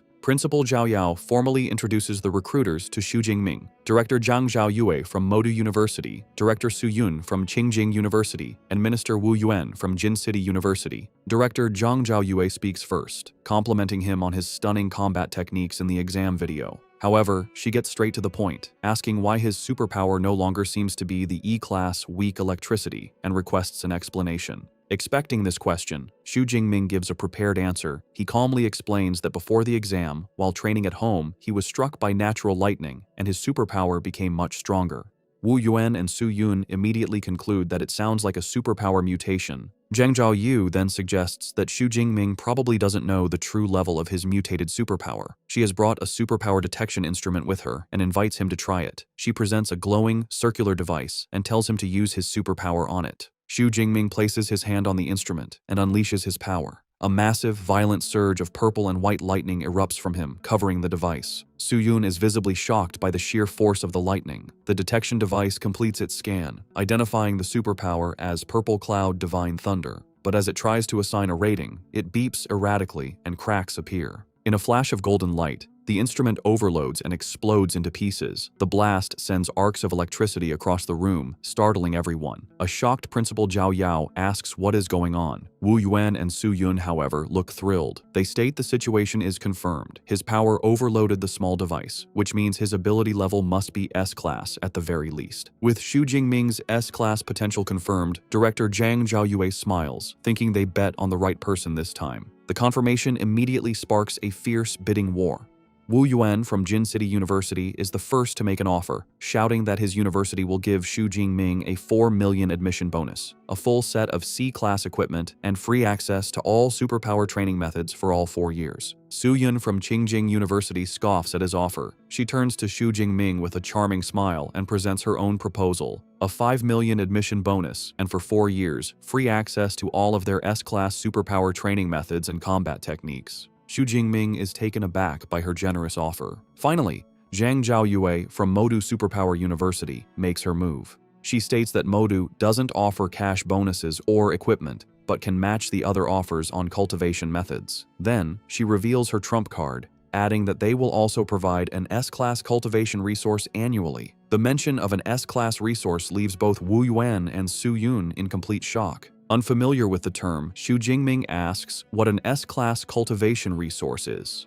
Zhang Zhaoyue explains, asking if he has heard of dragon-type fierce beasts. She says they are creatures with innate power, born at a high level of tier 4 or 5, far surpassing other beasts. She then reveals the stunning details. The S-class resources include the heartblood of an 8th tier adult dragon-type fierce beast. After consuming this dragon blood, one's body would be greatly enhanced, and their physical strength would become comparable to that of a dragon-type beast. She emphasizes that every S-class resource is on the same level as this. The other recruiters are left speechless. Su Yun admits that even she is tempted, remarking on Modu's wealth. Wu Yuan, flustered, points out that S-class resources are usually reserved for top students, and offering them to a freshman is unheard of. They both realize they can no longer compete. With all offers on the table, the three recruiters stand before Xu Jingming, telling him it is time to make his decision. With a confident, determined smile, Xu Jingming gives his answer without hesitation, declaring that he chooses Modu Superpower University. With his choice made, Xu Jingming explains he chose Modu Superpower University not just for their great offer, but because its combat training is the best in the University Alliance, with many founders coming from Modu. He then bows to Su Yun and Wu Yuan, thanking them for their offer. They both look disappointed. Pleased with his decision, Director Zhang Zhaoyue creates a glowing admission letter and gives it to Xu Jingming, welcoming him. She tells him that while new students enroll on September 1st as a special recruit, he can register early and will be given a place to stay. Eager to start, Xu Jingming asks if he can access the library's superpower training methods and combat techniques ahead of time. Zhang Zhaoyu agrees without hesitation, adding that the school can provide him with a private study room. She hands him her contact card, telling him to get in touch when he arrives in Magic City. Holding his admission letter, Xu Jingming looks at the smiling director and says he can't wait to go and register. Sometime later, Xu Jingming stands at a train station with his luggage, looking excited as an announcement calls for passengers of the G91 train to Magic City to begin boarding. At the station, his aunt Xu Qingwan is emotional, wiping away tears as her husband Tang Daolin comforts her. He proudly says that their child has grown up and that when Xiaoming leaves, he is going to soar. As Tang Xi looks on, her father reminds her it is time to start filling out her university choices. He suggests that since her cousin is going to Magic City Superpower University, she should also try to choose a university there. Xu Qingwan agrees, adding it would be good for them to look out for each other. A flustered Tang Xi quietly agrees. On the train, with 6 hours left, Xu Jingming is already studying. He thinks to himself that the most important reward from the exam is the Universal C training method. Like superpowers, training methods also have different ratings: beginner, intermediate, advanced, and top tier. A graph shows that the higher the level of the method, the faster the training speed and the greater the power gained. While on the train, Xu Jingming focuses on studying the Universal C training method. He identifies it as an intermediate level technique and notes that with his spiritual power of 180, it took him half a day to memorize it. He recalls that by following the method, he was able to sense the special energy in the world on his first day of practice. This unlocked a new option on his system panel, showing a plus sign next to his level, meaning he could now advance from an awakened to a superpower user. However, he decides not to level up yet. He remembers the training manual said the higher the level of the training method used for the breakthrough, the greater the benefits. Knowing he will soon have access to top-tier methods at the university, he resolves not to waste this chance by using an intermediate one. Upon arriving in Magic City, Xu Jingming is in awe of the university campus. From the car, he sees the school grounds are several hundred meters wide. He is greeted by Director Zhang Zhaoyue, who pulls up in a red sports car and welcomes him, telling him to get in so she can take him to handle admission procedures. As they drive through the stunning campus, lined with cherry blossom trees, Director Zhang Zhaoyue boasts about its size, explaining it covers 40,000 mu. She adds that even visiting students can't tour the entire campus in one day. Xu Jingming is impressed, remarking that seeing it is better than hearing about it. After a quick registration, Director Zhang Zhaoyue hands him his new student ID, an all-in-one card he can use to access the dorms. As they approach his new accommodation, Xu Jingming thinks about his past life, where he saw dorms from 4-person rooms to 3-bedroom apartments. However, nothing prepared him for what he sees next. He stares in shock at his new dormitory, a magnificent, luxurious villa. Director Zhang Zhaoyue explains that every student at Modu lives in a villa, with the luxury determined by their scores. As the provincial top scorer, Xu Jingming gets the most luxurious model, with an area of over 800 square meters. She informs him the villa is for 2 people, with an upper and lower floor, so he and his future roommate will each have an entire floor. Xu Jingming thinks that having a roommate isn't bad and is better than being alone. He reflects on his life as an orphan and admits he still prefers the warm feeling of a communal 4-person dorm as he follows the director up the steps. Inside the villa, Director Zhang Zhaoyue sits down with Xu Jingming and informs him that she will now explain a few important things about the university. She highlights 2 main points: the credit system and the mentor system. She begins by explaining that at Modu, credits are everything. They are used for all transactions, from buying meals to powerful equipment. She clarifies that 1 credit is roughly equivalent to 10,000 Daxia currency. Director Zhang Zhaoyue explains there are many ways to get credits, one of which is a fixed amount given each year based on a student's rating. As an S-class student, Xu Jingming gets 100 credits for the year. To show him, she summons a small, spherical robot, calling out, "Eva." The device floats and projects a message, confirming Xu Jingming's credit balance is 100. The director introduces the robot as Eva, the AI equipped in every dorm. She explains Eva's main body is the school's central AI, and the dorm units are subunits. However, she notes that even a subunit is a level 4 AI, capable of assisting with daily life. Xu Jingming is stunned, realizing the AI technology on Blue Star is far more advanced than in his previous life. With the first point covered, director Zhang Zhaoyue moves on to the mentor system. She explains every student can choose a mentor they admire and ask for guidance, though the mentor must agree. Xu Jingming is intrigued, questioning if he can get one-on-one guidance as a freshman. She confirms this, adding that all mentors at the university are high-level superpowered individuals. Most have their own original combat techniques and training methods, which they do not pass on to outsiders. These secret techniques can only be learned after becoming their official disciple. Given Xu Jingming's abilities, she informs him the university has 4 mentors who specialize in the lightning element. Her top recommendation is Yang Zhentian, the dean of the Weaponry Academy. At her command, Eva projects a profile of the dean. It reveals Yang Zhentian is a 52-year-old, Tier 7 high-rank superpowered individual with an A-rank lightning superpower. He is a master of various weapons, especially the spear, earning him the title Thunder Spear. The profile also notes he once fought an 8th-tier demonic whale for 3 days and nights before killing it alone. The director also provides information on the other 3 potential mentors, but tells Xu Jingming the final choice is his. After reviewing the options, a confident smile spreads across Xu Jingming's face. He notes Dean Yang Zhentian is not only a lightning user, but also a spear specialist, concluding he is the best choice for his mentor. Having made his choice, Xu Jingming heads to the mentor's residential area, a serene compound of traditional buildings in a lush forest. As he arrives at the grand gate of Dean Yang Zhentian's residence, he thinks that a mentor's home is far more high class than the student villas. Before he can proceed, a young man with brown hair, leaning against a stone lion, asks if Xu Jingming is also there to seek mentorship. The young man looks surprised when he realizes Xu Jingming is still an awakened, guessing he must be a specially recruited student.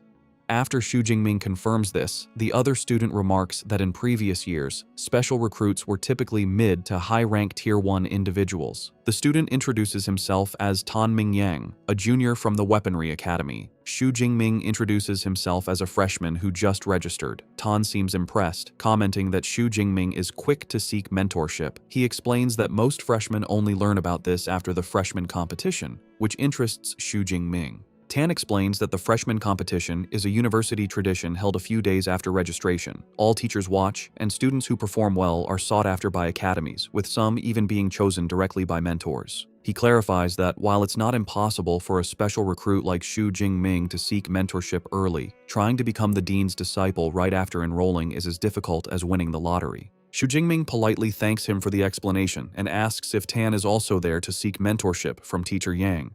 With a sigh, Tan confirms this, revealing he has made several trips over the past 6 months but has always been turned away. He was about to give up, but decided to try one last time. Just as he finishes speaking, the large doors open, and a middle-aged man, likely a butler, appears, startling Tan. The butler's expression softens as he greets them and informs them that teacher Yang is waiting inside, inviting them to follow him. Tan is taken aback by the warm reception, wondering if the fact that the dean is waiting inside means he might finally have a chance. The butler leads them into a room where they are brought before 2 men. Xu Jingming immediately feels an incredibly powerful presence from the older man, who has a commanding posture, a full gray beard, and sharp eyes. He recognizes him as the dean of the Weaponry Academy, Yang Zhentian. A younger man with long hair stands beside him. Dean Yang Zhentian addresses Xu Jingming directly, stating that he must be the one director Zhang Zhaoyu told him about. Ignoring Tan completely, he tells Xu Jingming to follow him to the training room. In a traditional training room filled with weapons, Dean Yang Zhentian tells Xu Jingming that he has seen his martial arts exam video. He praises his combat skills and marksmanship. However, before deciding, the dean insists on seeing his S-rank ability, the Purple Heaven Divine Thunder, with his own eyes. Xu Jingming calmly agrees. As the dean observes, Xu Jingming channels his power, and arcs of purple lightning crackle around his arms. He then unleashes a massive, violent burst of purple and white energy that fills the room, the raw power crackling with immense force. Dean Yang Gentian is visibly impressed, a grin on his face as he recognizes the S-rank ability. He mentally compares it to his own A-rank ability, acknowledging that the gap between A-rank and S-rank power is impossible to bridge. He sees immense potential in the student, thinking that if Xu Jingming hones his skills, his future could rival his own. With the demonstration done, the dean states that with Xu Jingming's potential, becoming his disciple is not an issue.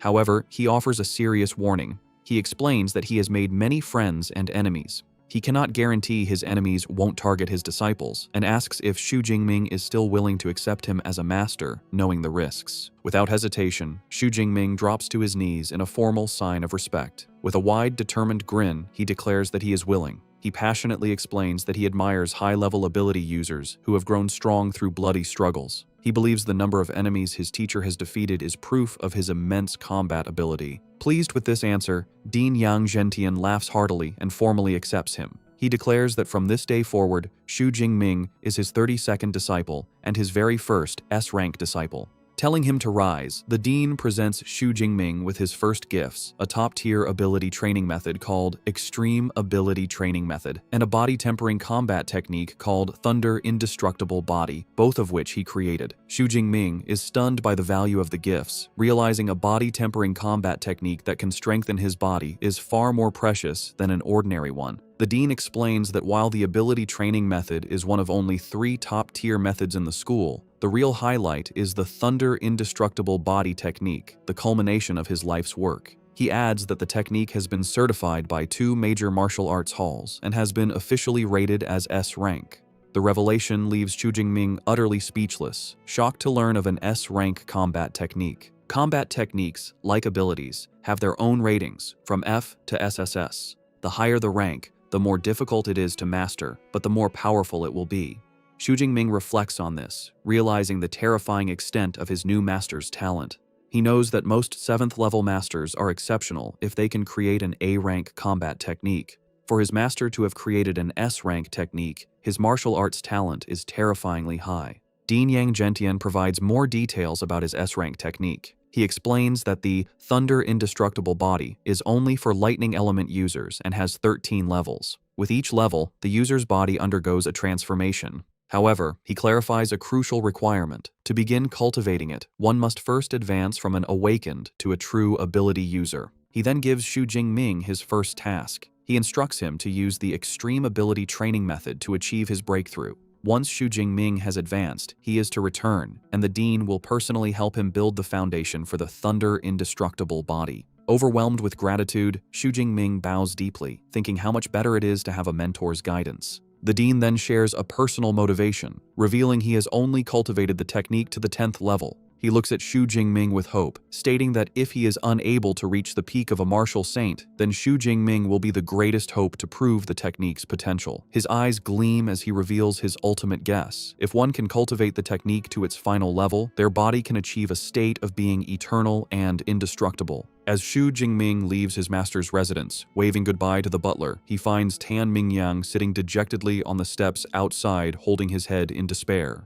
Xu Jingming approaches him and asks what is wrong. It is revealed that Tan Mingyang's attempt to become a disciple failed. He had to face a test against one of the dean's senior disciples. The condition was to defeat the senior, while the latter used only 1/10 of his combat power, a task Tan found hopeless, leaving him beaten. Now sitting on the steps, Tan looks up at Xu Jingming, assuming he also failed. He remarks that getting into Dean Yang's tutelage isn't easy and asks if Xu Jingming needs him to pass on some experience from his failures. Unfazed, Xu Jingming calmly declines, simply stating that he has already passed. The words hit Tan Mingyang like a physical blow. His bruised face contorts in utter disbelief. He exclaims that he has never heard of a dean-level mentor accepting a disciple before the annual freshman competition. As Xu Jingming calmly walks away, a bewildered Tan Mingyang stares after him, trying to understand what just happened. With a new objective, Xu Jingming returns to his dormitory's training room. Sitting cross-legged, he begins to cultivate using the Extreme Ability Training Method from his new master. As he meditates, he is amazed by the effectiveness of the top-tier technique, noting the amount of energy he can sense is far greater than with the intermediate-level method.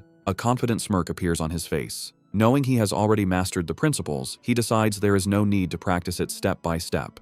Instead, he will use his cheat system to advance directly. He accesses his system panel and commands it to use his ability points to increase his level. The effect is immediate and intense. A surge of energy courses through him, causing him to grunt in pain. He clutches his clothes as raw energy surges through his veins. The power erupts from his body in a massive blast of light and force that shakes the room. A moment later, the energy subsides. Breathing heavily, Xu Jingming pushes himself up, thinking he has successfully broken through. A notification confirms his new status as a first-tier, lower-rank ability user. He examines his hand, where stable, powerful blue lightning now crackles with ease. As he tests his control, a much larger and more potent torrent of lightning flows from his hand, a clear sign of his increased power. Clenching his fist, he marvels at the result. He can feel the power in his body has increased by at least 4 or 5 times. He confidently thinks that if he were to face the second-tier bloodthirsty tyrant bear again, his thunder ability alone would be enough to defeat it. He pulls up his system panel to check his new stats and understands why all ability users want higher-level cultivation methods. He calculates that if he had used the intermediate method, his vitality and spirit would have only increased by 30 or 40 points. But now, using the top-tier method, they have increased by almost 100 points in one go. The gap in results is undeniable. He notes the advancement only cost him 300 ability points, and he decides to save the rest. He knows that learning a powerful combat technique like the Thunder Indestructible Body is even more important. As an S-rank technique, he expects the consumption of ability points to master it will be incredibly high. With his breakthrough complete, Xu Jingming is ready for the next stage. A new thought enters his mind. Since he's at the university, perhaps it's time to visit the school's library. The next day, Xu Jingming returns to his master's residence. Dean Yang Gentian is utterly astonished to see him, questioning how he could have advanced so quickly. The dean paces, remarking that in his 20 years of teaching, he has seen countless geniuses, but even the best took a significant amount of time to transform into an ability user. He notes it has been less than 24 hours since Xu Jingming received the manual. With a bashful smile, Xu Jingming admits that perhaps the only thing he can be proud of is his advancement speed. He adds that when he tried to begin cultivating the Thunder Indestructible Body, he found even the introductory part to be a challenge. The dean listens and explains the process. Forging the foundation involves using the blood of a lightning element beast as a guide, combined with one's own lightning, to temper the muscles and bones. He emphasizes a critical point. The final strength of the technique is related to the grade of the beast's blood used. Now that Xu Jingming has advanced, the dean declares he will help him forge the foundation that very day. He reveals that high-level lightning beasts are rare, and his original plan was to use the blood of a 7th-tier storm giant bear. However, after learning Xu Jingming was entitled to one S-rank resource every year, he made a special request. He decided to combine the resources and pleaded with the university's principal to grant Xu Jingming an even more precious SS-rank resource. With that, he presents Xu Jingming with a small vial containing a glowing red liquid, the essence blood of a ferocious 8th-tier beast, the Thunder Tyrannosaurus. Xu Jingming is deeply moved that his new teacher and the principal would go to such lengths for him. He accepts the vial and vows to repay this kindness many times over. Pleased, the dean says they should begin immediately. They move to a training room where a shirtless Xu Jingming kneels. The dean uncorks the vial and pours the potent, glowing red blood onto Xu Jingming's head and back. Xu Jingming grits his teeth, groaning as the substance makes contact. The dean warns him to bear with it, explaining the blood is highly toxic to low-level users, and the intense pain is expected. Next, the dean prepares to use his own power to help. He tells Xu Jingming he will now use his A-rank Windfire True Thunder to forge the foundation, adding that the amount Xu Jingming can absorb is up to him. The dean unleashes his power, a torrent of violent, red lightning, and directs it into Xu Jingming's body. The energy surges through him, causing glowing red patterns to spread across his back and chest. The process is excruciating, and Xu Jingming throws his head back, letting out a raw scream of agony as his body is forcibly tempered by the immense power. 5 days into the tempering process, the senior disciple, Liu, is having tea with the dean's butler, Uncle Fu. Liu remarks on how resilient the new junior is to have lasted for 5 days. He reflects with some jealousy that he only lasted 2 days during his own tempering, which used weaker 7th-tier beast blood. He admits Xu Jingming's performance deserves the 8th-tier dragon-type beast's essence blood. Liu adds that with an S-rank lightning ability, he is looking forward to seeing the result of his new junior's Thunder Indestructible Body. Suddenly, a loud crash from the training room startles them. Liu rushes upstairs, wondering if his junior's foundation forging is complete. He cautiously peeks through the door and is met with a terrifying sight. Xu Jingming stands shirtless and splattered with blood, his eyes glowing red. A chaotic aura of dark energy and blue lightning surrounds him, and he appears to have lost control, looking more like a beast than a human. Liu is frozen in fear, sensing a threatening aura from Xu Jingming like that of a top-tier ferocious beast, which makes him shudder. Lost in this primal state, Xu Jingming sees Liu in the doorway and lunges forward to attack. However, before he can strike, the commanding voice of Dean Yang Gentian roars, shouting for Jingming to wake up. The Dean's shout breaks through the bloodlust, and Xu Jingming halts his attack just inches from his senior. Covered in sweat, a dazed Xu Jingming asks his teacher what happened and why he felt an overwhelming urge to destroy things. The Dean explains that the essence blood of the Thunder Tyrannosaurus likely influenced his mind. He points out that the beast is famous for its ferocity, and because Xu Jingming's absorption rate and compatibility were so high, he experienced this dangerous side effect. The Dean reassures him, telling him not to worry. As long as he avoids intense emotional changes, he will be fine, and the side effects will gradually disappear as his strength increases. A wave of relief washes over Xu Jingming. He looks down at his hands, expressing his fear of being controlled by his emotions. With the crisis averted, Dean Yang Gentian's tone changes to delight. He tells a confused Xu Jingming to cheer up, announcing the forging was a perfect success with an incredible 98% absorption rate. He proudly explains that among the disciples who have cultivated the Thunder Indestructible Body, the highest rate ever recorded was only 92%. With this, Xu Jingming has broken a long-standing record. His senior disciple, Liu, approaches with a congratulatory smile. He tells his new junior that with the foundation successfully forged, his future in martial arts is now smooth sailing. The dean formally introduces him as senior disciple Liu Ming, an ability user at the peak of the 3rd tier, and tells Xu Jingming to ask Liu for help with any future cultivation questions. Xu Jingming greets his senior, who promptly pulls out his phone. Liu explains that since he didn't prepare a gift, he will transfer some credits instead. Xu Jingming is shocked when a notification on his phone says he received 200 credits, exclaiming that it's too much. He quickly calculates the gift is worth 2 million Great Sha coins. The dean dismisses his concern, stating that 200 credits is not a large sum for Liu, and that it is a senior's duty to care for his juniors. He adds that when Xu Jingming has his own juniors, he will also need to prepare gifts, a lesson Xu Jingming humbly accepts. With the training complete, the dean tells Xu Jingming that after 5 days without food or water, he should go back and rest. He gives him his next instructions. Come back the following morning to learn fist and spear techniques with Senior Liu.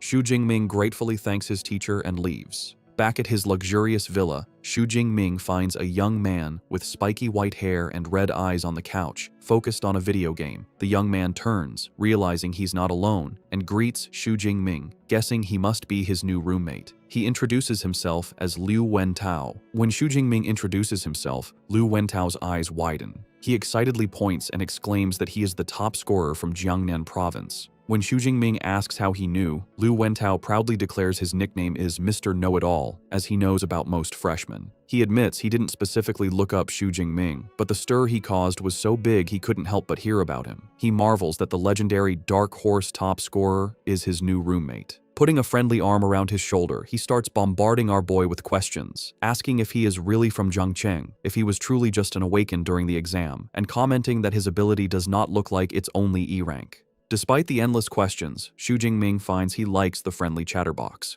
He reflects that he has always hated loneliness. Flashbacks reveal his past, growing up in an orphanage without a sense of belonging. School was better, as he had friends. His happiest memories are from his college days, joking around and playing games with roommates. He recalls getting his master's and PhD, never imagining that after drinking too much at his graduation, he would wake up in a different world. He thinks about how he didn't expect to still be an orphan after transmigrating, but with a roommate like Liu Wentao, he feels he won't be lonely. Meanwhile, Liu Wentao proudly boasts that he is a top student from Sichuan province with an A-rank ability and is currently a first-tier middle-rank ability user. He declares his ambition to major in college tactics and command a military region to slaughter all the ferocious beasts on Blue Star. Changing the subject, Xu Jingming mentions he is heading to the martial arts hall. Intrigued, Liu Wentao decides to join him, admitting he hasn't visited the university's hall yet. They arrive at the impressive Thunder Martial Arts Hall, Magical University branch. Inside, they see a lively and chaotic scene, with students training and showing off their powers. The AI, Eva, appears and explains they are in the public training room, which can hold 300 people. The hall is constructed with C-rank alloy mixed with memory metal, making it durable enough to withstand damage. Eva also points out private training rooms, but Xu Jingming decides the public area is fine. Liu Wentao gets caught up in the competitive atmosphere, shouting with excitement and pointing out an A-rank enhanced werewolf user.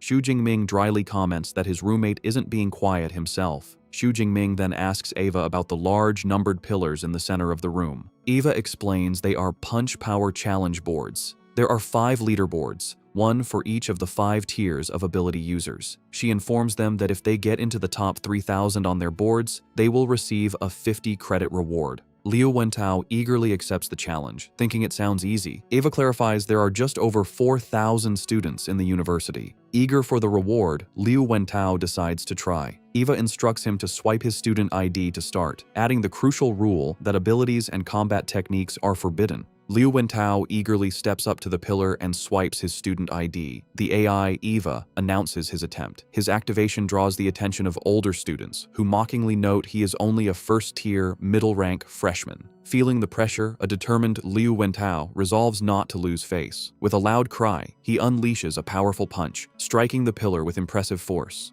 The result flashes on the screen, a punch power of 476 kilograms. Pleased, Liu Wentao thinks he didn't embarrass himself, and getting into the top 3,000 should be no problem. His pride is short-lived, as Eva delivers a devastating update. His rank is beyond 100,000.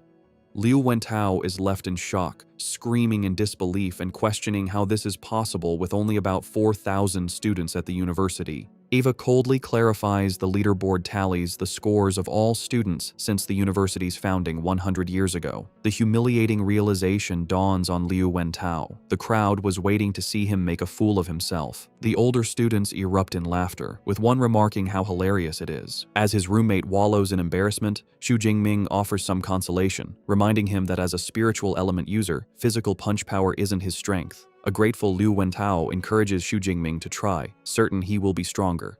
Xu Jingming agrees, admitting he wanted to test his strength anyway. He swipes his ID and Eva announces his challenge. The crowd's attention shifts to him, but they are even more dismissive, noting he seems weaker at a first-tier, lower rank. They doubt his punch power will even reach 400 kilograms. However, one onlooker finds the name Xu Jingming strangely familiar. Meanwhile, Xu Jingming is confident. He reflects on his recent progress, advancing to a first-tier ability user and tempering his body for 5 days and nights to forge his new technique's foundation. A quick check of his system panel confirms his new stats, including an enhanced physique and the Thunder Indestructible Body First skill. He clenches his fist, eager to see what level his punch power has reached. With a surge of power, he throws a punch, and the impact creates a powerful shockwave that ripples through the air. The powerful shockwave from Xu Jingming's punch ripples through the air, stunning the crowd in the martial arts hall. A digital screen shows the incredible result, a fist power of 4,589 kilograms. This score not only puts him first on the leaderboard, but also shatters the long-standing record for first-tier ability users. The older students who had been mocking him are left in disbelief. One exclaims the record has been broken, while another questions how a lower-rank first-tier user could have such immense power. A third student grimly points out that a punch with that force could turn him into meat paste, finding it impossible to believe this is a freshman. 2 female students in the crowd are equally astonished. One comments that the top 1,000 on the leaderboard are figures who lead the era, wondering how exceptional the new number 1 must be. Her friend adds the record had stood for over 10 years and feels she must record the historic moment. His roommate, Liu Wentao, is ecstatic, grabbing Xu Jingming and declaring he is truly his brother and will follow him from now on. A smiling Xu Jingming modestly tells him not to exaggerate. Looking at his fist, Xu Jingming inwardly reflects, pleased with the outcome. He concludes the Thunder Tyrannosaurus's essence blood is highly compatible with him, and the improvement in his strength was immediate. The AI, Eva, floats nearby and formally congratulates Xu Jingming for breaking the record, announcing a 400 credit reward has been issued to his account. A curious Xu Jingming asks if he can earn more credits by breaking the record again. Eva clarifies the reward is only for the first time, but he can challenge the other level pillars for new rewards. Xu Jingming looks up at the other 4 pillars for 2nd to 5th tier users and decides he will break those records later. Meanwhile, his roommate has become a hype man as a group of impressed female students gather around Liu Wentao, who points out his amazing roommate. The girls quickly swarm a bewildered Xu Jingming, with some offering to teach him how to use equipment and others trying to recruit him for their club. Overwhelmed, Xu Jingming is pulled away by Liu Wentao, who suggests they escape to a private training room. Elsewhere, at his master's residence, Dean Yang Gentian is enjoying tea. His senior disciple, Liu Ming, shows him his phone, reporting that his junior brother Xu is a hot topic on the campus forums. Dean Yang Gentian marvels at our boy's exaggerated physical strength, questioning why he ran off to break records instead of resting. Liu Ming then reflects on his own past. He recalls when he was a high-rank first-tier user and had just mastered the first layer of the Thunder Indestructible Body. His fist power was only a little over 3,500 kilograms. He concludes with awe that his new junior brother is much more than just a little stronger than he was. In a luxurious apartment, a young man with dark hair and a brown jacket stares at his phone. Suddenly, he erupts in rage, slamming his hand on the marble countertop. The glass beside him shatters as his hand is covered in orange flames and blue lightning. He fumes, cursing that Xu Jingming has also come to Magic Capital. Clenching his fiery fist, his face contorts with anger. He thinks about how Xu Jingming's success made him miss his chance to be the top scorer of Jiangnan province, turning him into a laughingstock in his home city. He fiercely vows that this time, he will take back all the honor he believes is his. Meanwhile, back in his university's training room, Xu Jingming sits calmly, holding a small knife. He reflects on the effects of his new Thunder Indestructible Body technique, marveling that even after 5 grueling days of tempering without food or rest, he is still full of energy. To test his new durability, he lightly drags the sharp blade across his hand. The knife makes a metallic sound but fails to break the skin, leaving only a faint white mark. He is impressed, realizing his body's defense is now like E-grade alloy, making him invulnerable to ordinary blades. He concludes it is truly a worthy S-grade body refinement technique. Just then, his roommate Liu Wentao bursts in, calling his name excitedly. He informs Xu Jingming that the news of him breaking the record has caused an explosion on the campus forum. He adds that countless students are posting replies, saying they want to challenge him. Far from being annoyed, a competitive smirk plays on Xu Jingming's lips. He remarks to himself that the martial spirit at Magic University is indeed quite strong. Seeing the challenges, a protective Liu Wentao holds up his phone and angrily offers to help his roommate by crushing the self-overestimating guys online. Xu Jingming calmly pushes his roommate's arm down, telling him to forget it and not waste his time. He explains he has more important things to do, as he is heading to the Battle Technique Library, and tells Liu Wentao to head back to the dorm. Xu Jingming arrives at the massive and modern Battle Technique Library. As he approaches the entrance, he holds his hand out to a scanner, and a complex, glowing orange security circle appears, confirming the building's advanced protection. He is amazed by the security, recalling a rumor the library is personally guarded by the university's vice principal, a legendary 9th-tier superpower user. He realizes that with such a powerful figure watching over it, even the strongest martial saints couldn't steal the treasures inside. After swiping his student ID card, he passes through the gate, and the security circle scans him one last time before letting him in. Inside the Grand Hall, he is greeted by a trio of female librarians. The one in the center warmly welcomes him by name, addressing him as S-grade student Xu Jingming and asking how they can help.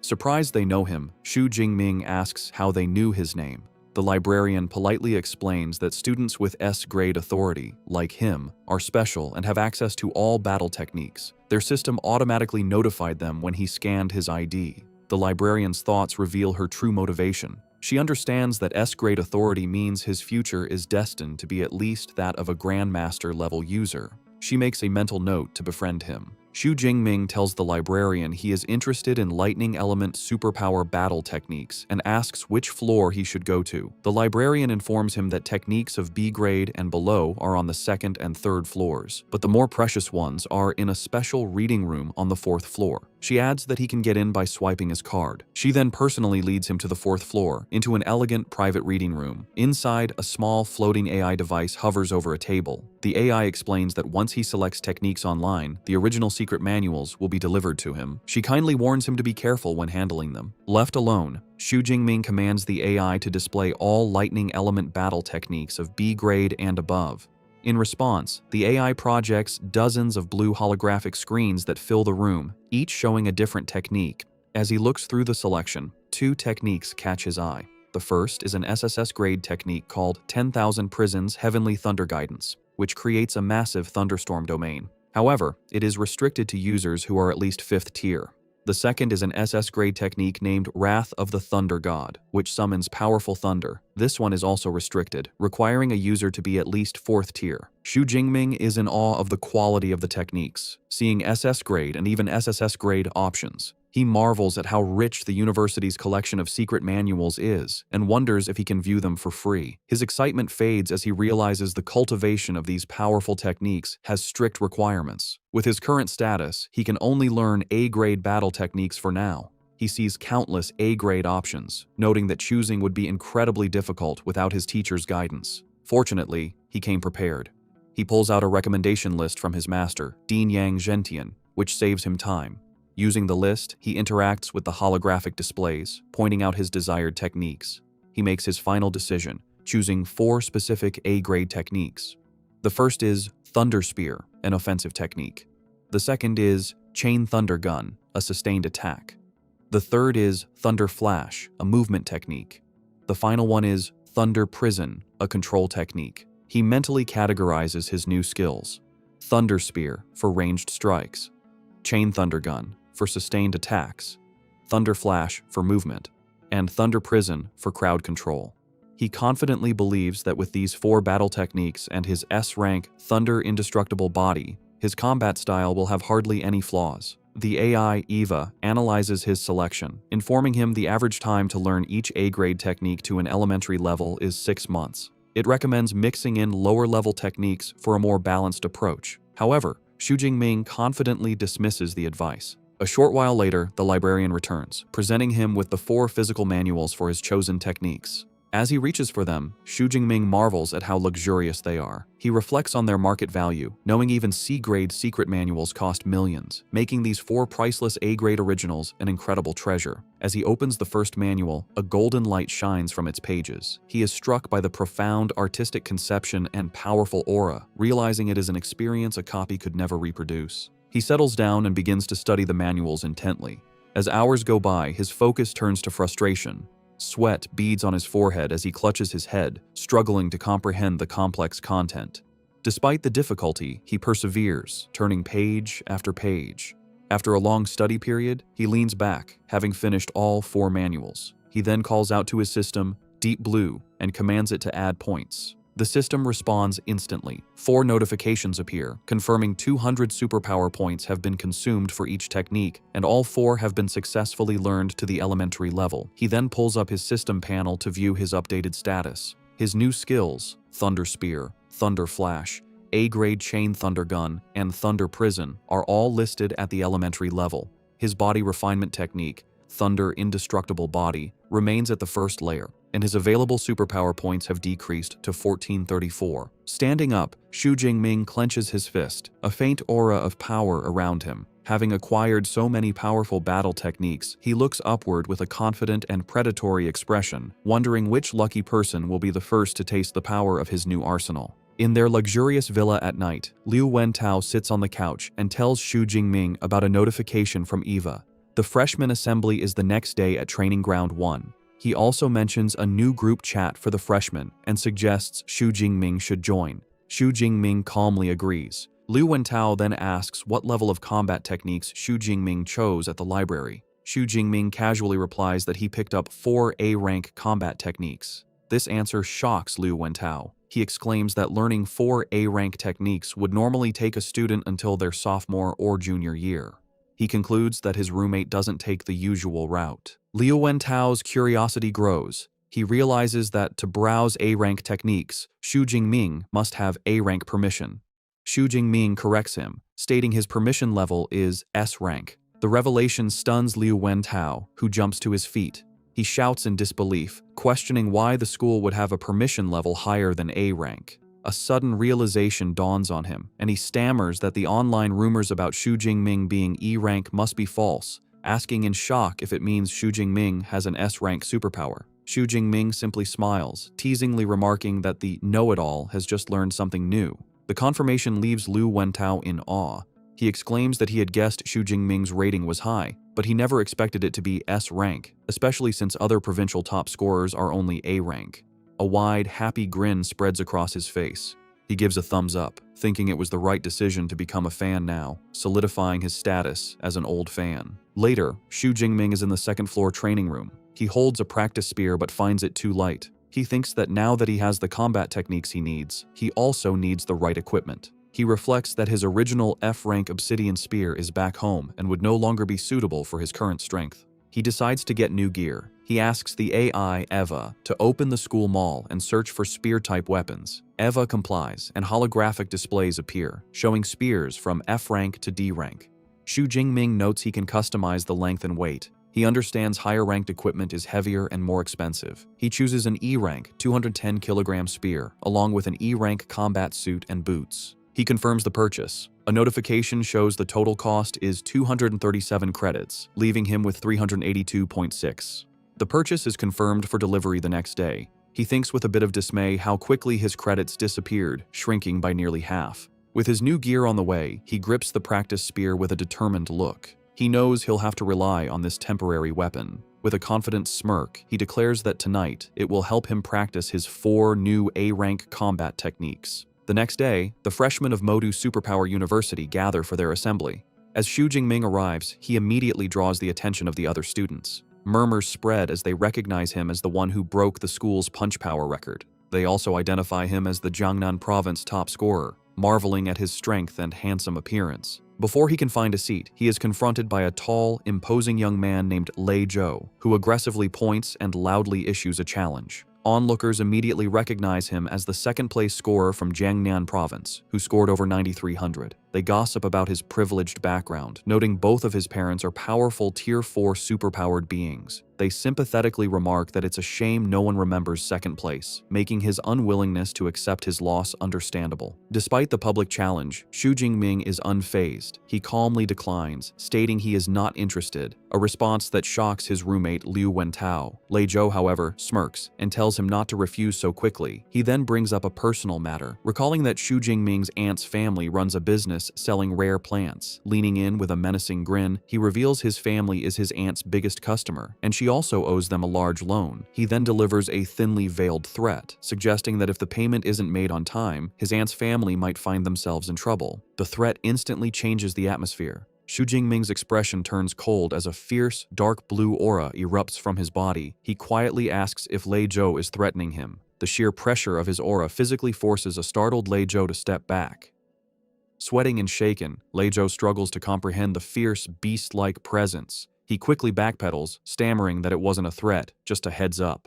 Having made his point, Xu Jingming's aura subsides. He calmly asks for the time and place for their duel. Regaining his composure, Lei Zhou declares the fight will be in 7 days, at noon, on Broadcast Platform 3. Xu Jingming accepts, warning his new rival not to regret his decision. The confrontation creates a buzz of excitement among the watching students, who eagerly anticipate the upcoming battle. Shortly after, the assembly officially begins. An older, gray-bearded university official takes the stage. He welcomes them to the freshman assembly, clarifying it is a session to answer questions about the university's systems. However, he announces the first thing he wants to introduce is the school's combat power ranking. He explains students will use a virtual dive pod for holographic combat simulations, and their ranking will be determined by the number of levels they can pass.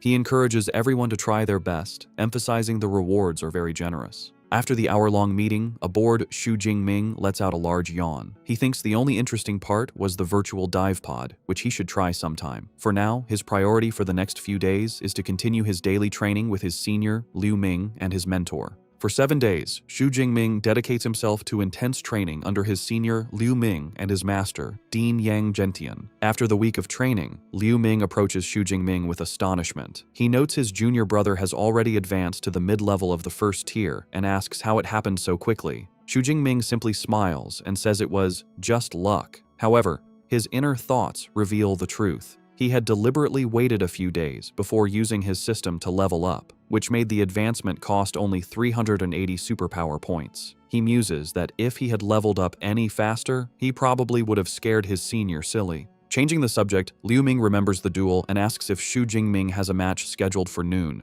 Xu Jingming confirms he does. With a confident smile, Liu Ming pats his junior on the shoulder and says he will observe 3 minutes of silence for his opponent. He decides to accompany Xu Jingming to the match. The scene shifts to Broadcast Platform 3. a large arena where a crowd has gathered. Lei Zhou enters the ring with his friends. One notes it's a good chance to see the top scorer's strength. Another dismisses Xu Jingming's high score as a fluke and bets Lei Zhou will win. When someone mentions Xu Jingming broke the punch power record, Lei Zhou scoffs, arguing a physical record is meaningless when superpowers are what truly matter. Just then, Xu Jingming makes his entrance with Liu Ming. Dressed in a new black coat and carrying his new spear, his arrival causes a stir. As Xu Jingming walks towards the ring, Liu Ming thinks with amusement that with his junior's handsome looks, he will undoubtedly charm countless female students once he achieves success. From the ring, Lei Zhou observes his opponent's aura and notes Xu Jingming's rank has increased. However, he remains confident, thinking he has other preparations. Seeking to raise the stakes, Lei Zhou proposes they add a wager,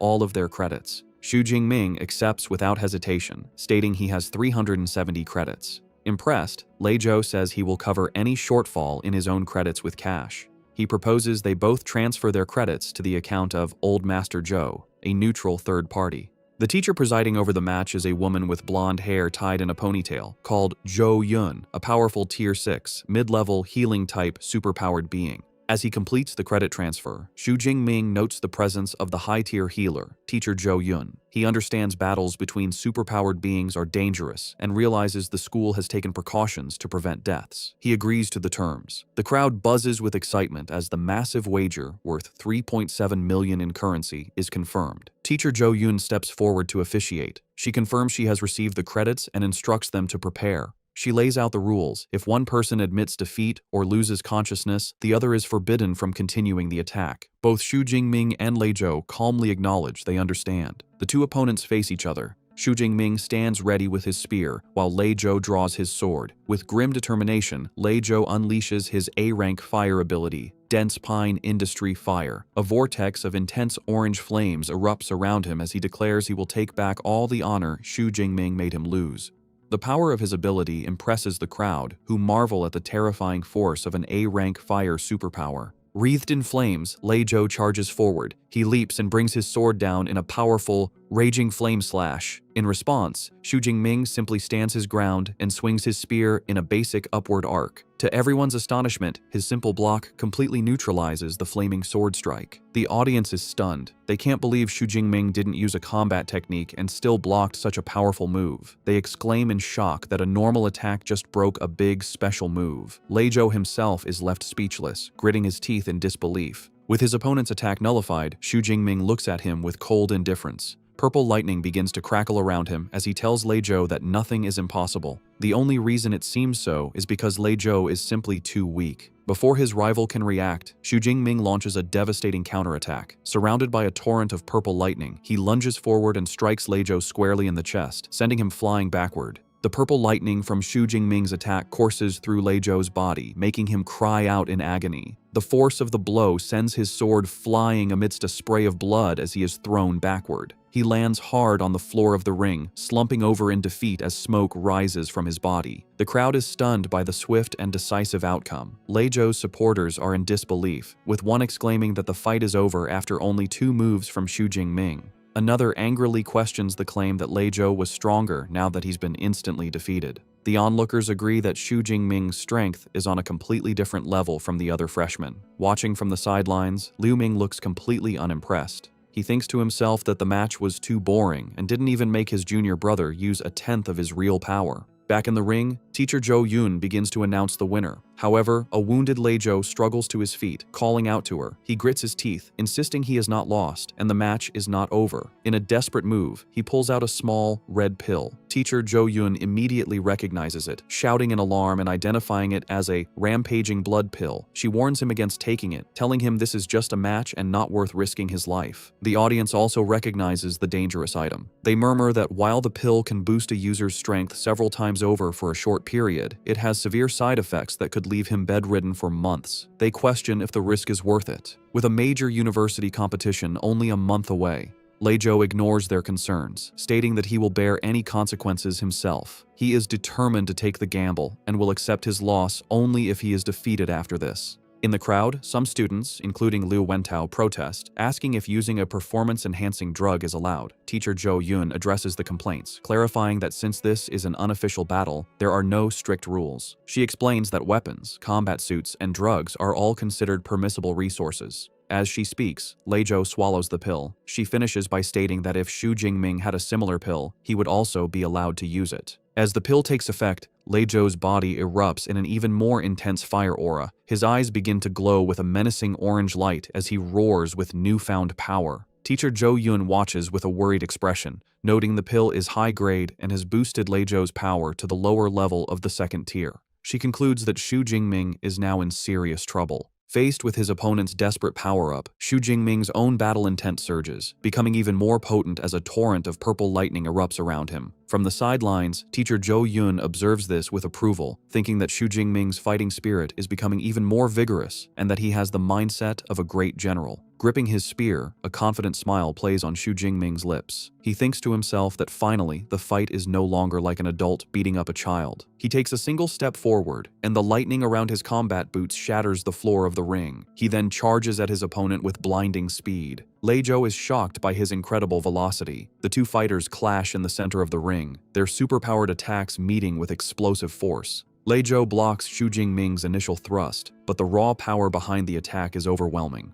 The force of the blow sends Lei Zhou staggering backward, forcing him to his knees to absorb the impact. Still surrounded by his wavering flames, he grits his teeth in disbelief. He can't understand how, even with his strength boosted to the second tier, he is still no match for Xu Jingming. He wonders what kind of monster he is facing. Realizing a head-on fight is useless, Lei Zhou changes his strategy. He decides that if he can't win a direct clash, he will attack from a distance. He leaps back and launches a volley of powerful fireballs at Xu Jingming. However, his ranged attack is met with casual disdain. Xu Jingming effortlessly swings his spear in a wide arc, creating a vortex of lightning that deflects all the fireballs. He mockingly asks if that is all Lei Zhou has. Frustrated and sweating, Lei Zhou curses his opponent's flawless lightning ability. He desperately clings to a new hope, thinking that he can no longer get close. But if he can exhaust Xu Jingming's power before his drug boost wears off, he might still have a chance. But Xu Jingming has no intention of letting the fight drag on. He decides to end it. He raises his hand and summons a massive amount of purple energy, condensing it into a solid spear of pure, crackling lightning.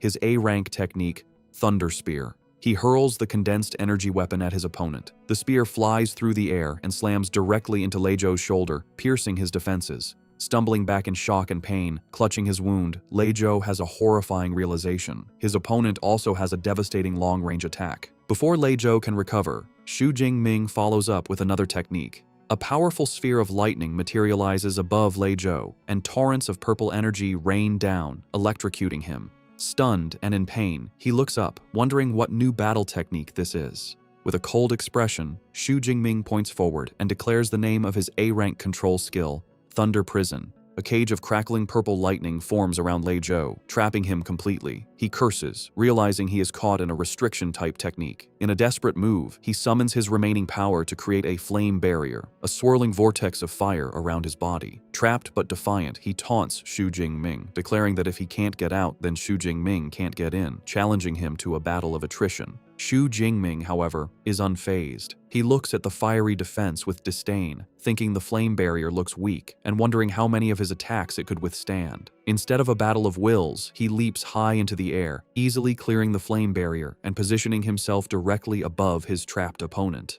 While airborne, he unleashes his ultimate assault. He summons his power, and dozens of massive, glowing purple spears of pure lightning materialize in the air, all aimed at the helpless Lei Zhou. The deadly rain of lightning spears begins to descend, a technique that looks like a devastating version of his chain thunder gun. Looking up at the overwhelming attack, Lei Zhou is filled with absolute terror. He knows with certainty that if he is hit by that barrage, he will die. With his life on the line, his pride shatters, and he screams out his surrender. At the very last second, just as Lei Zhou shouts his concession, the tip of the lead lightning spear stops just inches from his eye. The rain of spears dissipates as Xu Jingming lands gracefully in the ring. In a final definitive motion, he thrusts his physical spear forward, piercing Lei Zhou's chest and leaving no doubt as to who the victor is. Xu Jingming withdraws his spear from Lei Zhou's chest, leaving him kneeling and defeated on the floor. With a commanding presence, Xu Jingming stands over his opponent as teacher Zhou Yun officially declares him the winner. The crowd is left in shock and awe. They exclaim that it was a complete and utter crushing defeat. They marvel at how Xu Jingming flawlessly chained together 4 different battle techniques in just a few seconds, a feat far beyond what any normal freshman should be capable of. 2 students discuss the power of the techniques they witnessed. One guesses they must all be at least B grade. His friend is amazed, admitting the best technique he has learned is only C grade. Watching from the sidelines, Liu Ming overhears their speculation and looks stressed. He thinks to himself that they are severely underestimating his junior brother. He knows the truth. Xu Jingming had dared to choose 4 A-grade techniques and had already mastered them to a combat-ready level. He reflects on his own experience, recalling that he had only dared to choose a single A-grade technique as a freshman, and it still took him over 4 months to learn. He admits that having such a monstrously talented junior brother puts a great deal of pressure on him. Back in the ring, a humbled Lei Zhou gets to his feet. He sincerely thanks Xu Jingming for sparing his life and accepts his complete defeat. He promises the wagered credits and cash are now his and assures him he will make the payment owed to his aunt's business on time. Teacher Zhou Yun approaches Xu Jingming and confirms the transfer of his winnings. 50 credits and 3.2 million in currency have been deposited into his student account. Xu Jingming thinks that a gambling fight is a quick way to make money. With the duel over, Liu Wentao rushes down to the ring, ecstatic. He congratulates brother Ming, telling him he is now a rich man, and invites him to go out and relax in the city center that evening to celebrate. Xu Jingming begins to decline, explaining he has training scheduled with his senior. However, Liu Ming, standing nearby, encourages him to go, advising him that a proper balance of training and relaxation is the key to long-term success. Taking his senior's advice, Xu Jingming agrees to go out. As they prepare to leave, Liu Wentao excitedly points towards Liu Ming, gushing about his reputation as the vice president of the Ash Club, a user of an A-rank lightning superpower. As he and Xu Jingming walk off together, Liu Wentao comments that the famous senior is even more impressive in person. As they leave the arena, Liu Wentao tells Xu Jingming to just follow his lead, as he has arranged the entire program for the evening. A slightly suspicious Xu Jingming looks back and asks what kind of program he is talking about. Liu Wentao turns with a wide, mischievous grin and points at his friend. He reveals his grand plan, the one unmissable event of university life, a social mixer between the male and female dormitories. A table is lavishly spread with food for a social gathering. Liu Wentao approaches Xu Jingming, who is seated at the table. He excitedly tells Xu Jingming how popular he has become, explaining that he posted an invitation for a social mixer on the campus forum. Liu Wentao reveals that over 100 people registered, and he had a hard time choosing who to invite. Xu Jingming smiles and comments on his friend's dedication, asking who he finally chose. Liu Wentao playfully tells him it's a secret for now, but he will meet them soon. Just then, he spots the guests arriving and calls them over. 2 young women approach. One, wearing glasses, introduces herself as Qi Dongxia, the invited guest. Her companion, a girl with dark hair, introduces herself as her roommate, Song Qiuqiu. Liu Wentao proudly introduces them to Xu Jingming, highlighting their abilities. He explains that Qi Dongxia has an A-rank beast-type ability, while Song Qiuqiu is a high-level first-tier user with an A-rank light element ability, and was also the top scorer in her province. Xu Jingming politely introduces himself. Upon hearing his name, Song Qiuqiu's expression shifts to one of surprise. She immediately asks Xu Jingming if he would be interested in a sparring match, telling him he can pick the time and place. Her friend, Qi Dongxia, calls her a battle maniac for trying to set up a fight right after meeting, reminding her they were there to socialize. Song Qiuqiu admits that her main reason for coming was the chance to spar with Xu Jingming. Xu Jingming steps in to smooth things over, inviting them to sit down. Liu Wentao clarifies that the plan is just to have fun, eat, and go shopping together. The group spends the evening at the bustling Huaihai commercial street. Song Qiuqiu looks up at the towering skyscrapers, in awe of how magnificent the city is. As they walk, Qi Dongxia admires the clothes in a window, while Xu Jingming notices the wide array of high-end equipment for superpowered individuals, including A-rank weapons. He observes a display of blades and elixirs, thinking this commercial center offers a far greater selection of gear than his hometown of Jiangcheng. Their outing continues as they enjoy some street food together. Later, they browse a clothing boutique. As the girls shop, Xu Jingming offers to hold Song Chu-Q's shopping bag, and their hands briefly touch as he takes it. Afterward, Xu Jingming watches as the two girls walk ahead, looking at a jewelry display. By the end of the evening, Xu Jingming is holding many shopping bags, surprised they spent several million in just a few hours. Liu Wentao remarks that despite Song Chu-Q's simple style, she is quite a wealthy young woman. When Xu Jingming seems curious, Liu Wentao leans in to explain that her family background is also incredibly powerful. Just then, Qi Dongxia cheerfully calls out to them to help carry one final bag, while Song Chu-Q thinks it is probably time to head back. The night ends with Xu Jingming and Liu Wentao walking the girls back to their impressive villa. Song Chu-Q tells the boys that they had a lot of fun. Both Xu Jingming and Liu Wentao wave goodbye as the girls head towards their home. However, before leaving, Song Chu-Q stops and faces Xu Jingming with a serious expression. She tells him she was serious earlier and promises that one day she will formally challenge him to a sparring match. Her determined declaration surprises Xu Jingming for a moment, but he quickly recovers, a confident smile on his face as he accepts her challenge, saying he is looking forward to it. Song Chu-Q seems pleased before turning to go inside. Once inside, Qi Dongxia begins to tease her friend. She remarks that she has never seen Song Chu-Q show a pleasant expression to any boy since they started university, with Xu Jingming as the only exception. She happily concludes it was a great idea to bring her. Song Chu-Q explains the reason for her usual coldness. She reveals her A-rank light element ability lets her perceive the inner thoughts of others, so she is constantly exposed to the impure thoughts of the boys around her. However, she says Xu Jingming is different.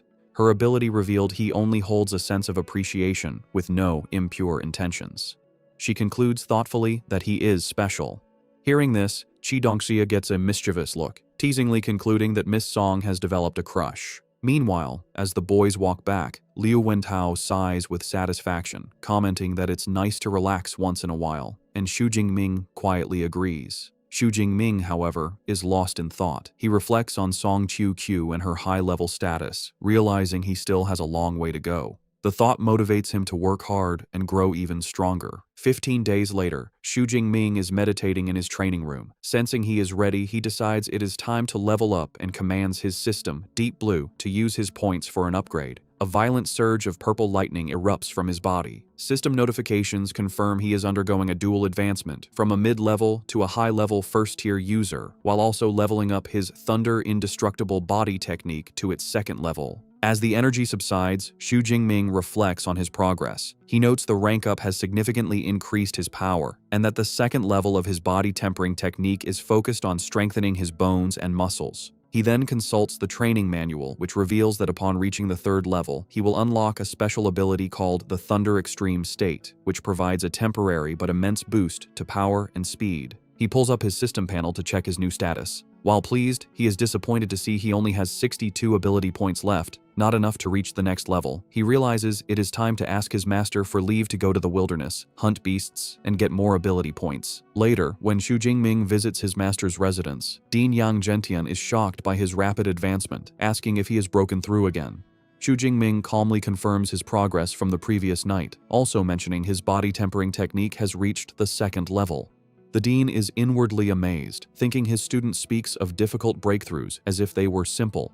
He concludes that with an S-rank ability and such hard training, there is nothing Xu Jingming cannot achieve. His senior disciple, Liu Ming, remarks that his junior brother is a monster, recalling it took him half a year to make the same advancement. Dean Gentian tells Xu Jingming that leveling up is important, but he must not neglect combat training. To test his new strength, the dean suggests a sparring match against his senior, Liu Ming, which Xu Jingming eagerly accepts. In the training room, Liu Ming says he will suppress his own power to that of a low-level second-tier user, instructing Xu Jingming to fight with full strength. After a countdown, the match begins. Both warriors leap forward, and their spears meet in the center with a powerful clash, erupting in a brilliant explosion of purple and green energy. The force of their clash leaves Liu Ming surprised. He thinks to himself that his junior brother's power is incredibly strong, almost on par with his own, even with his power suppressed. Xu Jingming, covered in purple lightning, feels a thrill of excitement. He realizes that for the first time since getting his system, he is facing an opponent of equal strength. Deciding to press his advantage, Xu Jingming concentrates a sphere of lightning in his hand and unleashes his Thunder Prison technique. The massive orb of electricity flies across the room, forcing Liu Ming to defend himself. Before his senior can recover, Xu Jingming leaps and follows up with another attack, throwing a volley of lightning spears in a move like his chain thunder gun technique. Liu Ming recognizes the combination of skills. With a smirk, he notes that this is the same combination that defeated Lei Zhou, but declares that he is no mere freshman. He gathers his own power and unleashes a devastating counterattack, a massive torrent of teal-colored lightning called Jade Pivot True Thunder. 20 minutes later, the intense battle is over. An exhausted Xu Jingming leans on his spear for support. He concedes the match, admitting that his divine thunder energy is depleted and that he has lost. Liu Ming, however, reassures him. He explains that Xu Jingming did not lose because of skill, but was simply at a disadvantage due to lower energy reserves. Their master, Dean Yang Gentian, approaches them, praising the fight as an exciting spectacle. He admits Xu Jingming's performance far exceeded his expectations. He had thought Liu Ming would win easily, but instead they were so evenly matched, the outcome was decided by a battle of attrition. Liu Ming then asks his junior brother if he is aware of the true level his combat power reached during their fight. When Xu Jingming looks back, puzzled, Liu Ming makes a stunning declaration. His power is now unrivaled in the second tier. The weight of this new assessment leaves Xu Jingming looking thoughtful and determined. After the intense sparring session, Dean Yang Gentian announces that the training is over and tells everyone to rest. The butler, Uncle Fu, brings over a tray of spirit fruits, explaining they are perfect for recovering after training. Seizing the moment, Xu Jingming approaches his master with a request. He reveals his intention. He is preparing to leave the university to go on a trip to the wilderness. The dean is taken aback and asks how long he plans to be gone. Xu Jingming explains he intends to stay for over a month, planning to return just before the freshman competition. The long duration of the trip clearly worries his master. With a stern expression, the dean warns him that the wilderness is far more dangerous than the exam grounds. He explains there is no army protection, and beasts roam without predictable patterns, making it easy to encounter a high-level creature. He emphasizes the dangers of staying for over a month are immense. However, seeing his disciple's determination, the dean relents. He decides that if Xu Jingming is set on going, he will not stop him. He places a firm hand on his student's shoulder, giving him one piece of advice. If a situation ever looks bad, he must flee without hesitation. The dean explains that the path to becoming powerful is filled with life and death crises, and since his disciple is so ambitious, he will not stand in his way. Xu Jingming bows his head in gratitude, thanking his master for his understanding. The dean then asks which wilderness area he plans to visit. As Xu Jingming takes a spirit fruit from Liu Ming, he replies that he is heading to the wilderness near Yuanshui City. This news seems to relieve the dean, who notes the area is next to Magic Capital, and the beasts there only go up to tier 4 or 5, making it a relatively safer choice. He tells Xu Jingming that he will have Liu Ming share some valuable experience with him later, an offer Xu Jingming accepts. As a final gesture of support, the dean explains that since he cannot offer much help while he is away, he will at least provide him with a suitable weapon. A glowing ring on his finger begins to shine with a bright teal light, and he takes Xu Jingming's hand, preparing to give him his gift. Back in his dorm room, Xu Jingming sits on his bed, his new spear and a packed bag beside him. He asks the AI, Eva, to open the university's mission system. As holographic screens appear, he recalls the advice his senior disciple, Liu Ming, gave him. Before leaving for the wilderness, it is a good idea to accept some missions to earn extra credits. He looks through the list, noting the variety of tasks available, such as collecting beast materials, gathering rare herbs, and capturing fugitives. The rewards vary by difficulty, with C and D rank missions offering modest credits, while S and A rank missions offer much more. Xu Jingming observes that all the high-reward missions involve combat, remarking to himself that this must be the training model of Modu University, pushing its students into dangerous situations to grow stronger. He remembers a saying that the most outstanding students are not found on campus but out in the world. With this in mind, he selects 1 A rank and 3 B rank missions for his trip. With his preparations complete, Xu Jingming puts on his new combat attire, slings his backpack over his shoulder, and prepares to leave. As Ava wishes him good luck, he thinks to himself that there is no time to waste and he must set out immediately. His journey takes him to the Yuanshui City Supply Base, a bustling town in a mountainous region that serves as a forward base for those venturing into the wilderness. The streets are filled with adventurers trying to recruit members for their beast hunting teams. Xu Jingming arrives, taking in the lively atmosphere with satisfaction, thinking that he has finally made it. He walks through the streets and enters a grand building that serves as a registration hall for adventurers. The hall is filled with other armed individuals. A woman in an elegant red dress who works as a receptionist greets him warmly and asks how she can assist him. Xu Jingming states his purpose, explaining he wants to register as an adventurer. He holds up his identification, knowing that to enter the wilderness, one must first register for a nationally recognized adventurer identity. The receptionist takes Xu Jingming's university ID and is impressed that he is a student from Modu Superpower University. She remarks that it is rare to see a first-tier user like him venturing into the wilderness so soon. She informs him it will take a little while to process his registration and suggests he rest in the hall while he waits.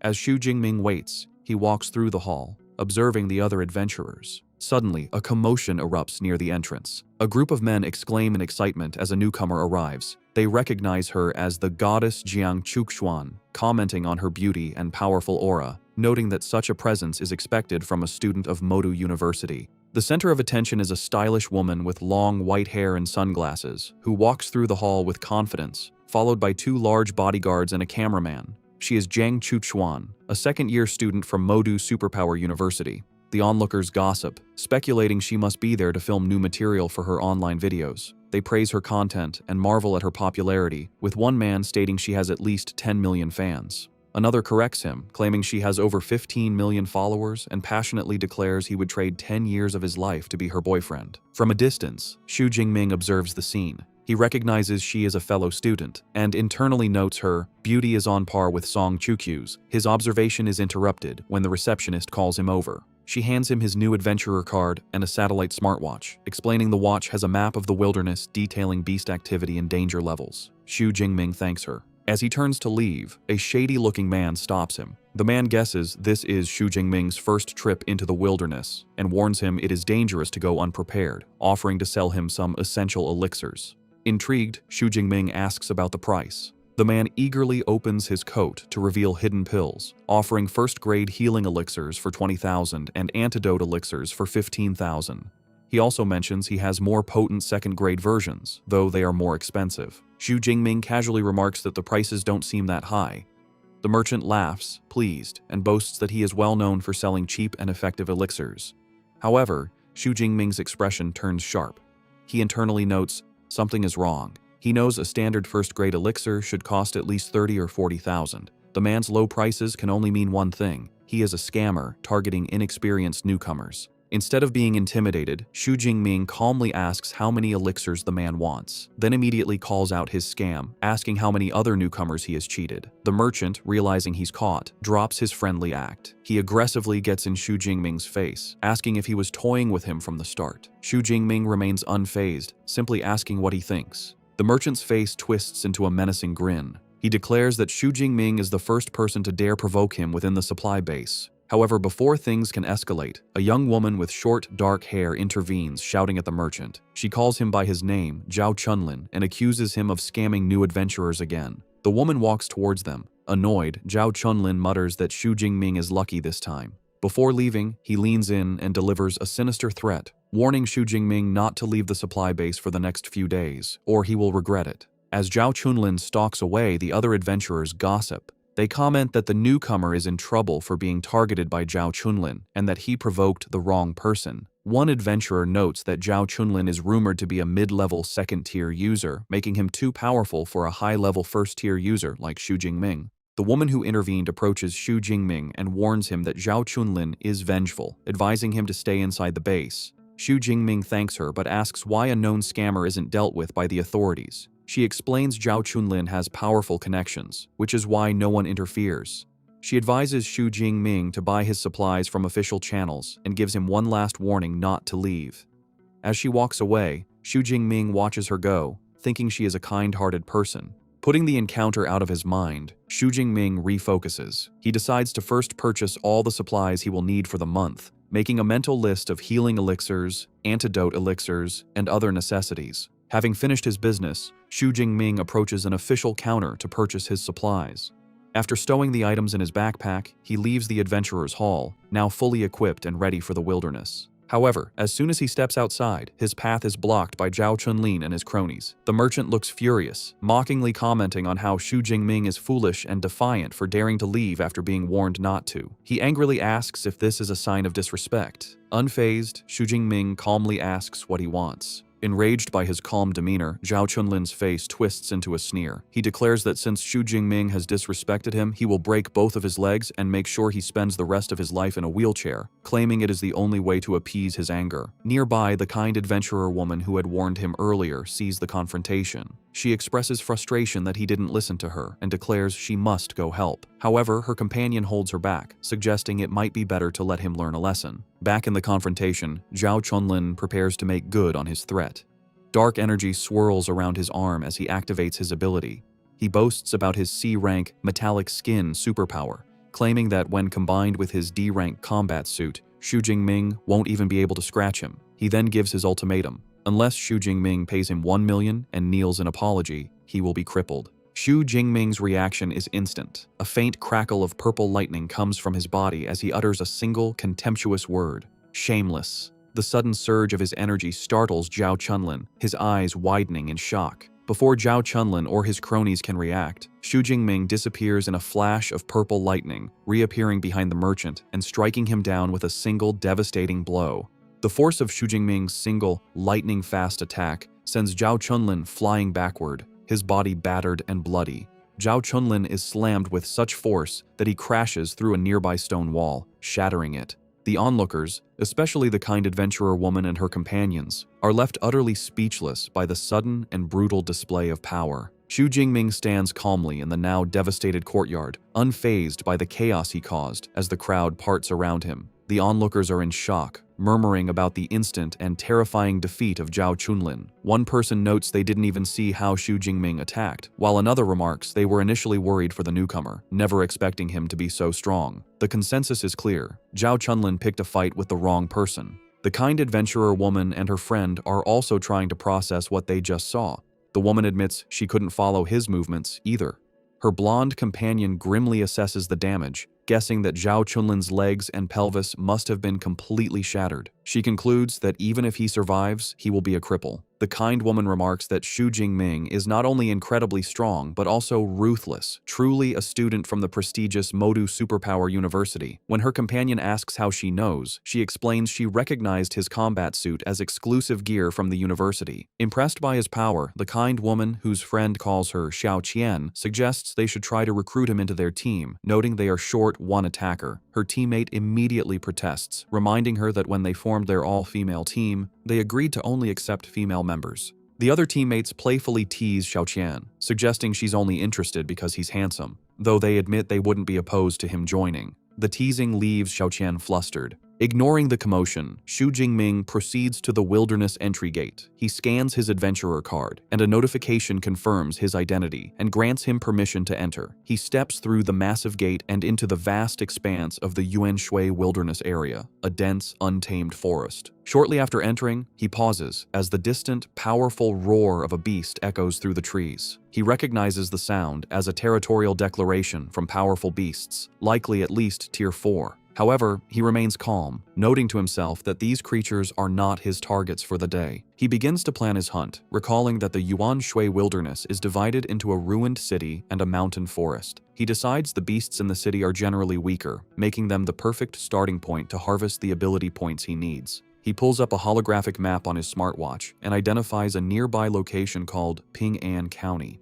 The data indicates the area is mostly inhabited by Tier 2 beasts, with very few Tier 1 and no higher-tiered creatures. With its large area and an estimated 500 to 600 beasts, he concludes it is the ideal hunting ground. With a determined cry, Xu Jingming declares his arrival in Ping'an County and breaks into a full sprint, his body covered in a faint blue aura as he moves with incredible speed through the forest. He soon enters the desolate, ruined streets of the county, where his presence immediately attracts a ferocious, wolf-like beast that lunges at him from the shadows. Xu Jingming calmly identifies his attacker as a Tier 2 Shadow Cat, seeing it as a timely delivery of ability points. However, as he prepares to fight, he suddenly clutches his chest in pain. He feels the violent, negative emotions from the Thunder Tyrannosaurus blood stirring within him, filling him with an overwhelming urge to kill. He realizes the more he tries to suppress this impulse, the stronger it becomes. A savage, manic grin spreads across his face as he decides he has had enough of holding back. Unleashing a torrent of purple lightning, he embraces the bloodlust, his sudden transformation and terrifying aura leaving the Shadow Cat frozen in fear. The scene then shifts to 1 month later. A team of 4 adventurers patrols the empty streets of the same county. One of them asks their bald, red-bearded captain why the area is so deserted, complaining they have been searching for a full day without finding a single beast. The captain angrily retorts that he has no idea. Finding the situation deeply unsettling, he reasons there should be hundreds of beasts in a city of this size, and even a mass migration wouldn't leave the area so completely barren. Just then, their luck seems to change as a large, tiger-like arm-blade tiger appears before them, startling the group. Relieved to have finally found a target, the captain rallies his men, declaring they should kill it together. However, before they can move, a massive spear of pure purple lightning descends from the sky. The energy spear slams directly into the beast, instantly obliterating it in a massive explosion of purple energy and debris. The adventurers are left stunned by the sudden, overwhelming attack. One of them nervously wonders if they just saw a new type of laser weapon. The more experienced captain dismisses the idea, explaining a laser would be much faster. He correctly deduces that the devastating attack was an incredibly powerful lightning element combat technique. The captain of the adventurer team quickly understands the situation. He concludes that the devastating attack was a clear warning and that a powerful individual has claimed the entire county as their territory. He urges his team to leave immediately. His men scramble to follow, with one commenting on how terrifying the lightning spear was, while another finally understands why they couldn't find any beasts. They had all been wiped out by this powerful lightning user. The captain yells at them to hurry, fearing the consequences if they linger and anger the mysterious powerhouse. The scene shifts to reveal the powerhouse, Xu Jingming, perched calmly on a high-rise structure. A system notification pops up, confirming his kill of a Tier 2 arm-blade tiger and awarding him 19 ability points. He reflects on his progress, pleased that after reaching a high level of proficiency, his Thunder Spear technique now has a range of over 1,000 meters. He then pulls up his status panel to review his accomplishments over the past month. By accumulating over 8,000 ability points, he has advanced from a high-level first tier to a high-level second tier user, and his Thunder Indestructible body has broken through to the 3rd level. He also proudly notes that he has managed to raise several of his A-rank combat techniques to the intermediate level, a feat he believes no one else could achieve in such a short time. Having cleared out the entire county, Xu Jingming decides it is time to pack up. He plans to return to the supply base for the night before venturing deeper into the wilderness the next day. Back at the Yuanshui supply base, a group of adventurers watch in disbelief as Xu Jingming returns, weighed down by an impossibly large and overflowing backpack. They joke about the situation, wondering if his bag has grown legs and speculating that he must have foolishly hauled back the entire carcass of a beast.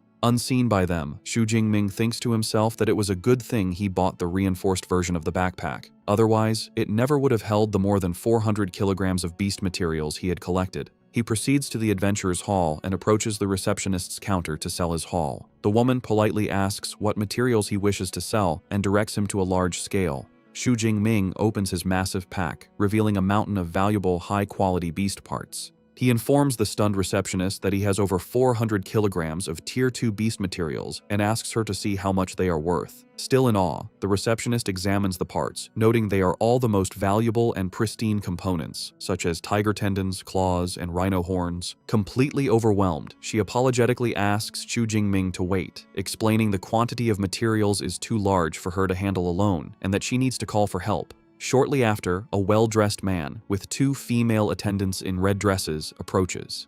He introduces himself as Zhao Yi, the manager in charge of acquisitions. After Xu Jingming introduces himself, Manager Zhao Yi shakes his hand, expressing his admiration that someone so young could hunt so many beasts. He offers to have his staff take care of the inventory and invites Xu Jingming to sit with him while they wait. While Xu Jingming sits with manager Zhao Yi, the adventurer's hall staff, aided by floating scanner drones, meticulously appraise the massive pile of beast materials. The manager is clearly impressed by his young client's skill and decides to foster a good relationship.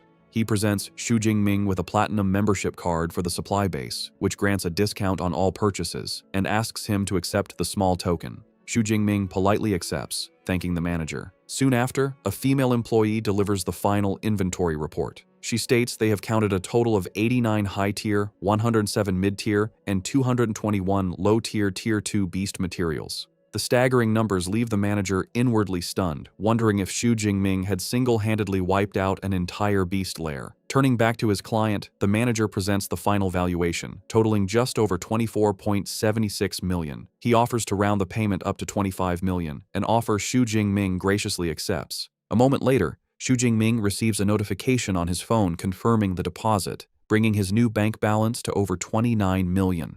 He smiles, realizing he has become incredibly rich overnight.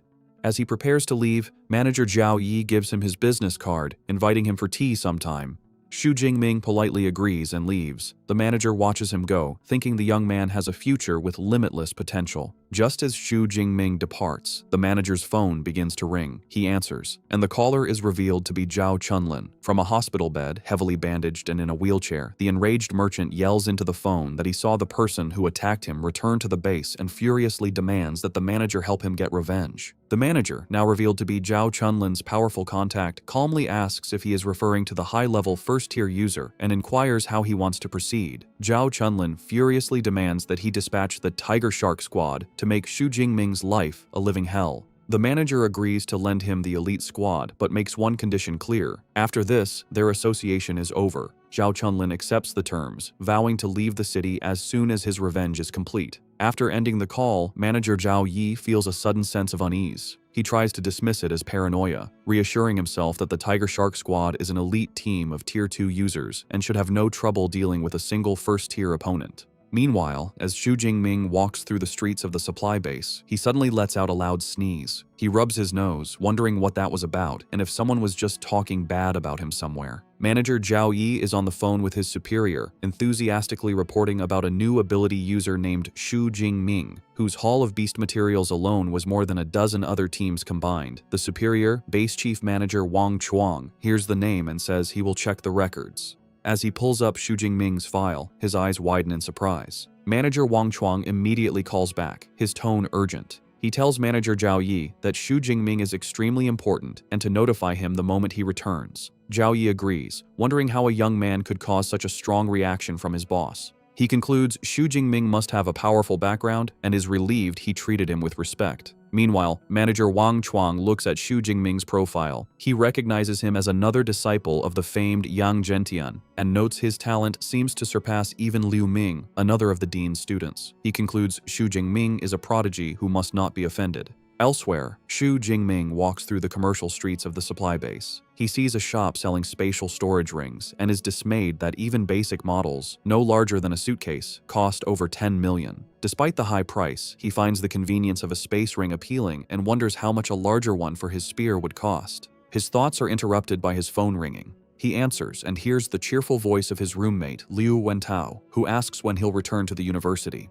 Xu Jingming says he will be back in about half a month and asks if something is wrong. He doesn't know he is being watched. From a hidden alley, a vengeful Zhao Chunlin sits in a wheelchair, surrounded by mercenaries, the Tiger Shark Squad. The squad leader, a man with a blonde buzz cut and an arm in a sling, points out their target. He orders them to break Xu Jingming's hands and feet, then bring him to Zhao Chunlin. A female squad member coolly acknowledges the command. As Xu Jingming continues his phone call, Liu Wentao starts telling him about an arrogant new freshman at the university. Suddenly, Xu Jingming pauses, sensing hostile gazes. Liu Wentao asks what's wrong, but Xu Jingming, aware of the ambush, looks over his shoulder and calmly tells his roommate it's nothing, and to continue. As Xu Jingming walks into the deserted alley, the Tiger Shark Squad is waiting. The squad leader signals that the target is in position and orders a member named He-ji to analyze his strength. Another member remarks their captain is being too cautious about a single upper first-rank user. As He-ji uses her psychic ability to scan their target, her expression turns to shock, and she exclaims that what she is seeing can't be possible. The captain asks what is wrong, sensing something is amiss. He-ji shares her psychic perception with the team, letting them see what she sees. Their view of the alley shows their auras as small flickers of energy, but Xu Jingming's is a colossal vortex of immense purple power that dwarfs them. The team is horrified, realizing his power is far stronger than an upper second-rank user and he could easily destroy them. The leader's face twists in fury as he realizes their intelligence was wrong and Zhao Chunlin sent them on a suicide mission. He immediately aborts the operation, ordering a retreat and vowing to settle the score. From the alley, Xu Jingming watches the squad members suddenly leap away and vanish, leaving him confused by their sudden withdrawal. He quickly deduces the only person in the base with a grudge against him is Zhao Chunlin and assumes this was a failed revenge attempt. He dismisses it, thinking people like that never change and he will teach him a lesson next time. The enraged Tiger Shark Squad returns to Zhao Chunlin. The squad leader storms up to the merchant and slaps him powerfully across the face. The force sends Zhao Chunlin flying from his wheelchair. Stunned and in pain, he demands to know why he was attacked. The leader looks down with contempt, yelling that Zhao Chunlin's faulty intel was a death trap. He reveals the shocking truth. Their target wasn't an upper first-rank user, but a powerful upper second rank. The news leaves Zhao Chunlin speechless, unable to understand how Xu Jingming grew so powerful in just over a month. The squad leader, his face cold with disgust, declares he doesn't care. He terminates their mission, leaving Zhao Chunlin broken on the ground as his team departs. The Tiger Shark squad leader reports back to manager Zhao Yi, who is surprised to see them return so soon. The squad leader confirms the mission was terminated. He explains that Zhao Chunlin's intelligence was wrong. The target was an upper second-rank user. He corrects himself, saying it's worse. Their scanner showed his combat strength is at least third rank, which is why they retreated. Manager Zhao Yi is enraged, wondering how Zhao Chunlin could make such a huge mistake. A sense of dread dawns on him, and he asks for the target's name. The leader says Zhao Chunlin only gave a description, a muscular man, about 1.9 meters tall, who carries a long spear. The description clicks, and manager Zhao Yi's face turns pale with horror as he realizes who the target was. The scene cuts to manager Wang Chuang's office, who slams his hands on his desk, sending books flying. He yells at Zhao Yi, demanding to know who gave him the audacity to ambush Xu Jingming. A terrified Zhao Yi nervously points out he's just an upper second-rank kid and questions if such a strong reaction is needed. Manager Wang Chuang calls him a fool and has a drone project Xu Jingming's records. As he reads, the horrifying reality hits him. The file confirms Xu Jingming is an 18-year-old upper second-rank user, the top scholar of Jiangnan province, and a freshman at Modu Superpower University. The most damning detail is his mentor, the legendary Yang Zhentian.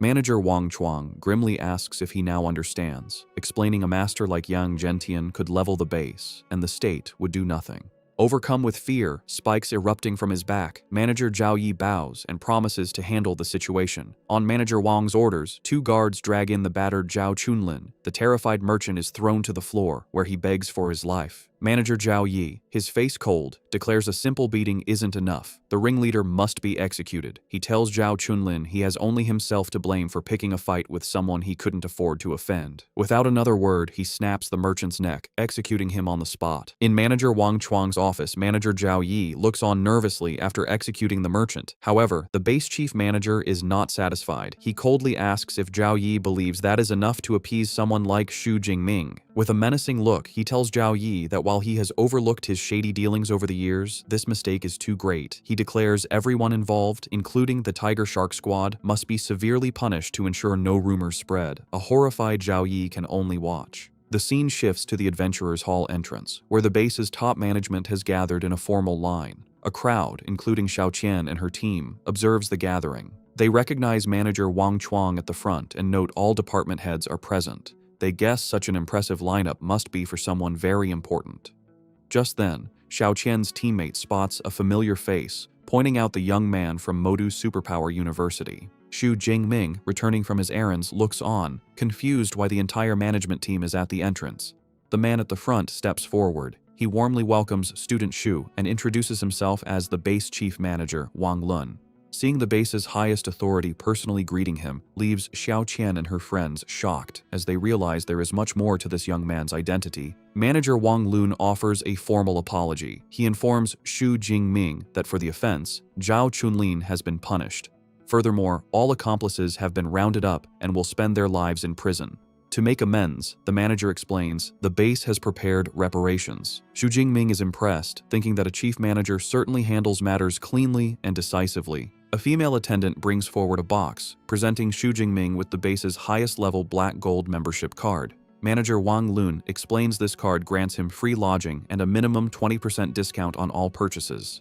Another attendant then presents a second gift, a small box containing a 1 cubic meter space ring. The incredible value of this gift leaves Xu Jingming completely stunned as he realizes what he is being offered. Holding the space ring, Xu Jingming notes its incredible value, saying it would cost at least 50 million on the market. He accepts the gift, acknowledging manager Wang Chuang's sincerity. Manager Chuang praises Xu Jingming, commenting that his boldness is what he would expect from a student of Yang Zhentian. He mentions that Xu Jingming's senior disciple, Liu Ming, also trained at the base. Before Xu Jingming leaves, manager Wang Chuang assures him that if he runs into trouble in the city, he should contact him, as his influence is significant. Xu Jingming understands this special treatment is entirely due to his master's powerful backing. Later, in the luxurious room from his new black gold membership, Xu Jingming finally relaxes. After a month of hard training, he is grateful for the rest. He decides to bind the space ring to himself, a process that requires leaving a spiritual imprint on it.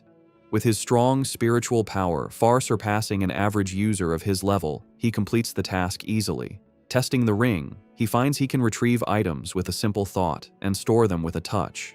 Although it can't hold living things, he finds it very convenient. His rest is interrupted by a call from his master, Yang Zhentian. Xu Jingming informs him he just returned from the wilderness and has something important to report. Upon learning someone sent mercenaries to attack his disciple, Yang Zhentian becomes enraged. He shouts over the phone that a space ring is too light a compensation for an assassination attempt and threatens to destroy the base if anything had happened to Xu Jingming. Once calmer, he asks why the elite squad retreated. Xu Jingming speculates they realized his strength was much greater than they expected, seeing him as an upper-tier second-rank user, forcing them to fall back. The news leaves Yang Zhentian speechless. He shouts into the phone in disbelief that Xu Jingming has already reached that level in just 1 month. His master's shock quickly turns into a proud laugh. He praises Xu Jingming, stating his cultivation speed is even faster than his was, and eagerly asks when he plans to return so they can celebrate. Xu Jingming tells him he will be back just before the semester begins, as he plans to use the remaining time to explore more dangerous areas. His master warns him to be careful, and Xu Jingming assures him he will. After the call, Yang Zhentian is still beaming with joy. His butler, Uncle Fu, remarks it has been a long time since he's seen him so happy. The dean can't contain his admiration for Xu Jingming's astonishing speed of improvement. He reflects that life and death crises, which are catalysts for others, seem to work like a powerful cheat device for his talented disciple, speeding up his growth at an incredible rate. Following his plan, Xu Jingming ventures into the forest mountain range,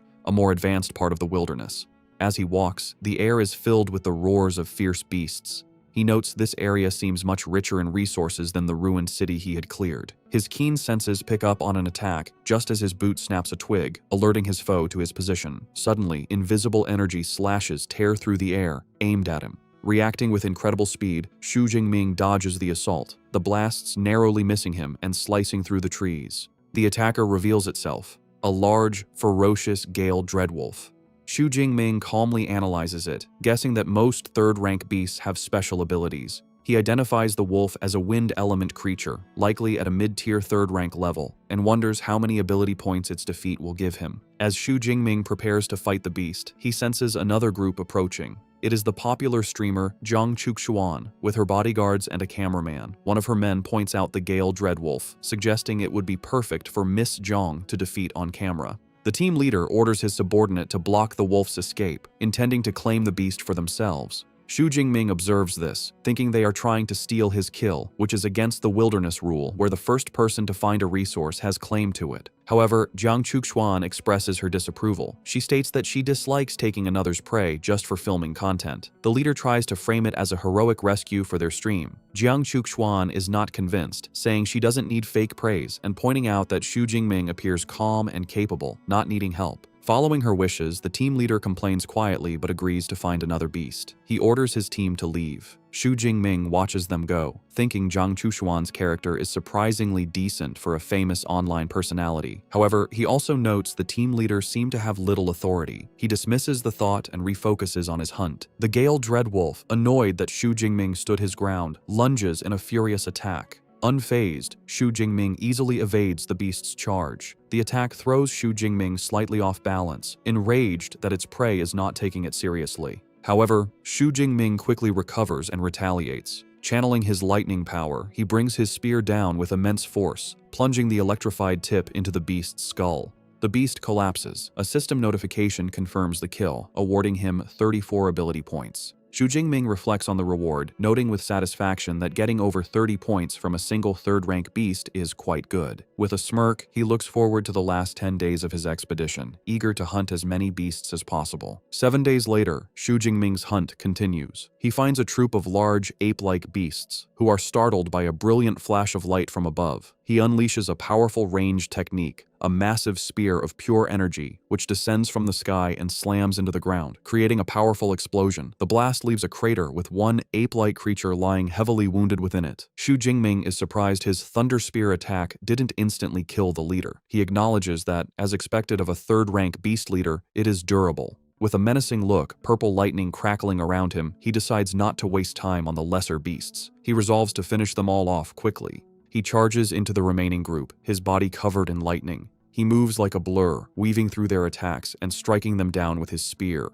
Standing over the defeated ape-like beasts, Xu Jingming's hunt in this area is a success. He checks his system panel, a satisfied smile on his face as he sees he has over 3,000 ability points. He thinks this amount should be enough to finally learn the powerful S-rank combat techniques he has been eagerly anticipating. Just as he is about to move on, his smartwatch beeps, projecting a holographic distress signal. Elsewhere, Jiang Chuxuan is desperately fleeing for her life, leaping through the trees at incredible speed. She is being pursued by a massive, armored, dragon-like creature. Through her panicked thoughts, she reveals her team was scattered by a powerful 4th-rank beast, and in the chaos, she ran into another foe, a low-tier 3rd-rank ground-digging dragon. She knows any beast associated with dragons is very fierce. As a mid-tier 2nd-rank user, she understands she has no chance of winning, even with a power-boosting pill. Her only hope is that another superpowered person will see her distress signal and come to her aid. Her situation becomes worse when she breaks out of the dense forest into an open clearing. She realizes, with a sense of doom, that without cover, the beast will surely catch her. As she feared, the creature closes in, cornering her completely. Just as the beast is about to strike, a massive spear of pure purple lightning descends from the sky, slamming in front of the creature and stopping its attack. Xu Jingming appears in a flash of lightning, standing protectively between her and the stunned beast. Jiang Chuxuan looks on in utter shock, immediately recognizing her savior.